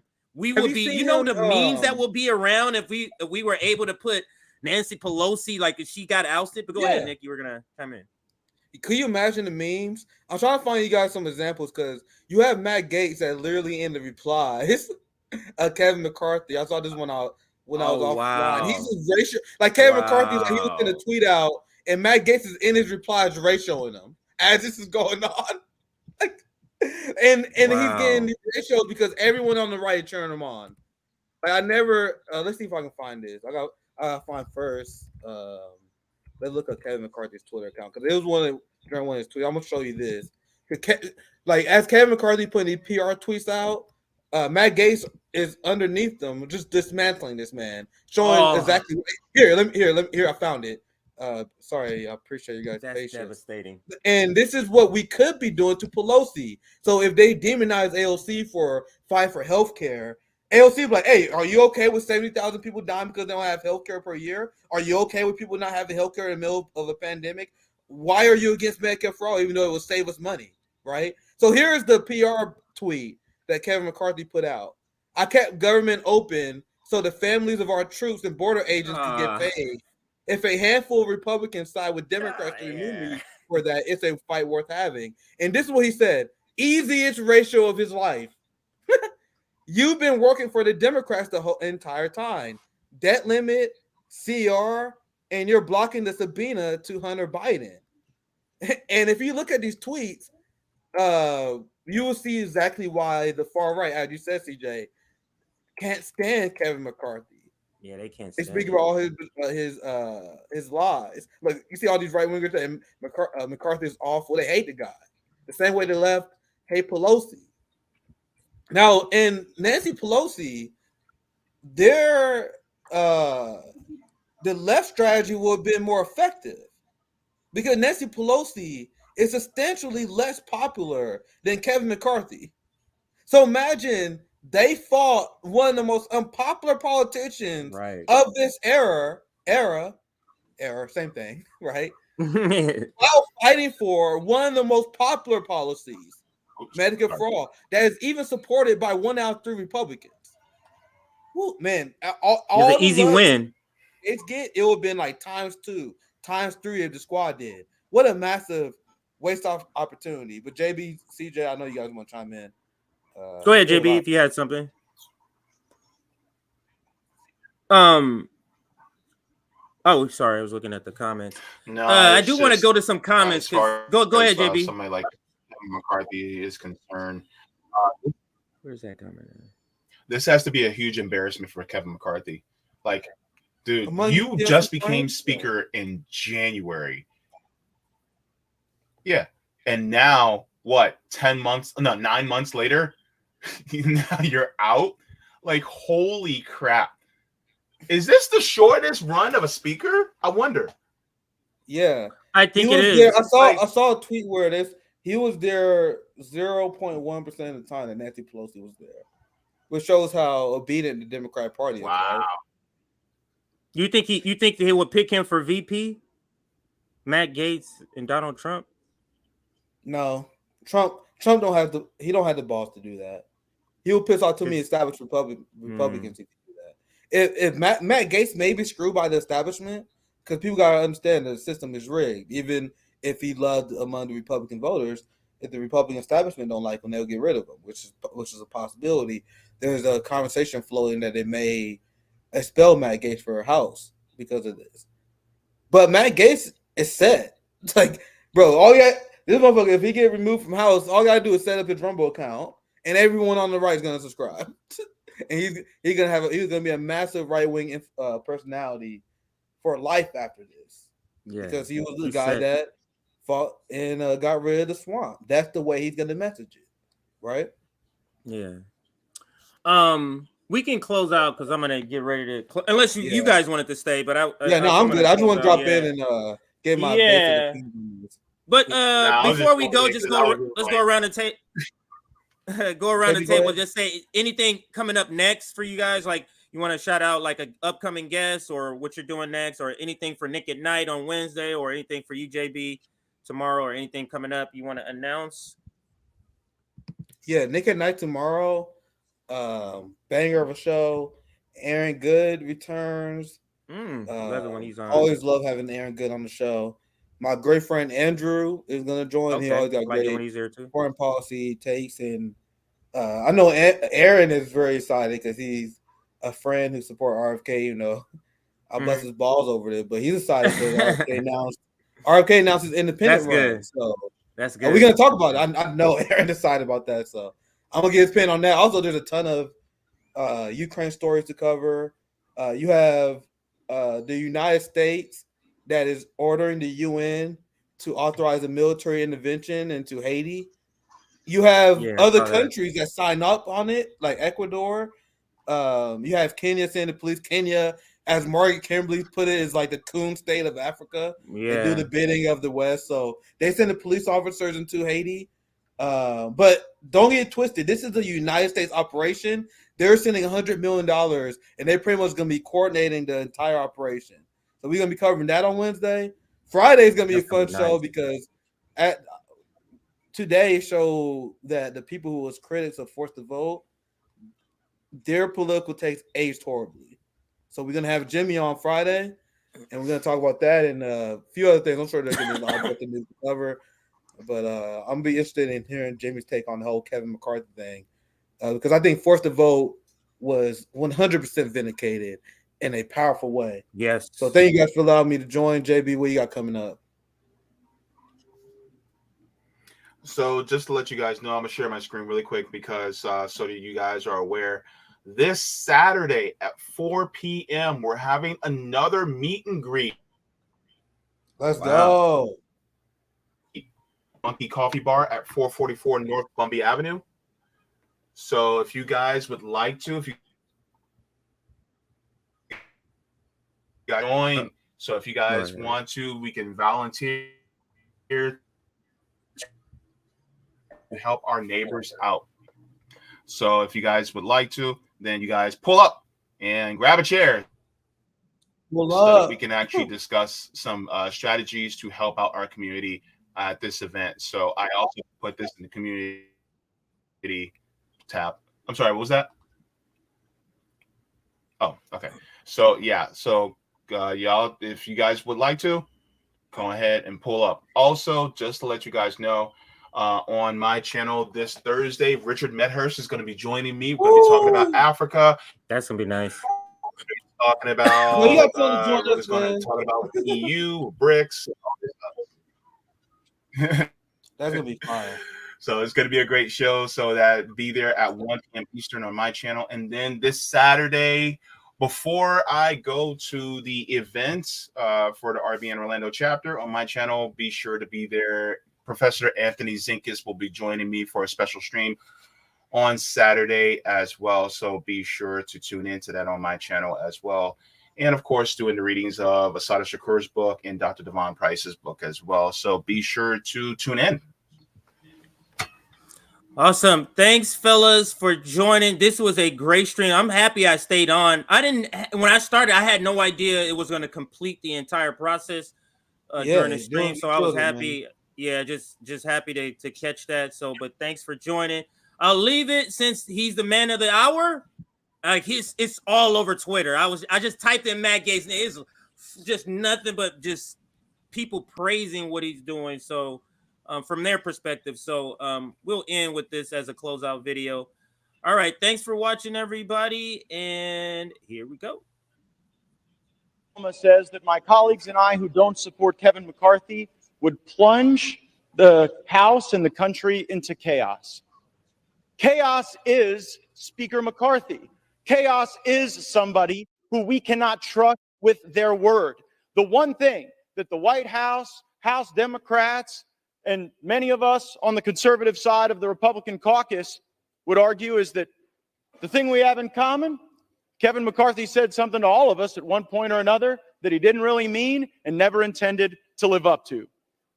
I don't think voting against Kevin McCarthy is chaos. I think $33 trillion in debt is chaos. I think that facing a $2.2 trillion annual deficit is chaos. I think that not passing single subject spending bills is chaos. I think the fact that we have been governed in this country since the mid-90s by continuing resolution and omnibus is chaos. And the way to liberate ourselves from that is a series of reforms to this body that I would hope would outlast Speaker McCarthy's time here, would outlast my time here, and would outlast either of our majorities. Reforms that I have heard some of the most conservative members of this body fight for, and some of the reforms that we've been battling for that I've even heard those in the Democrat caucus say would be worthy and helpful to the House, like open amendments, like understanding what the budget is. We have been out of compliance with budget laws for most of my life, most of many of your lives. And by the way, if we did those things, if we had single subject bills, if we had an understanding on the top line, if we had open amendments, if we had trust and honesty and understanding, there would be times when my conservative colleagues and I would lose, might be a few times when we'd win. There'd be times that we would form partnerships that might otherwise not be really predictable in the American body politic, but the American people would see us legislating. These last few days, we've suspended the momentum that we had established the week earlier, where we were bringing bills to the floor,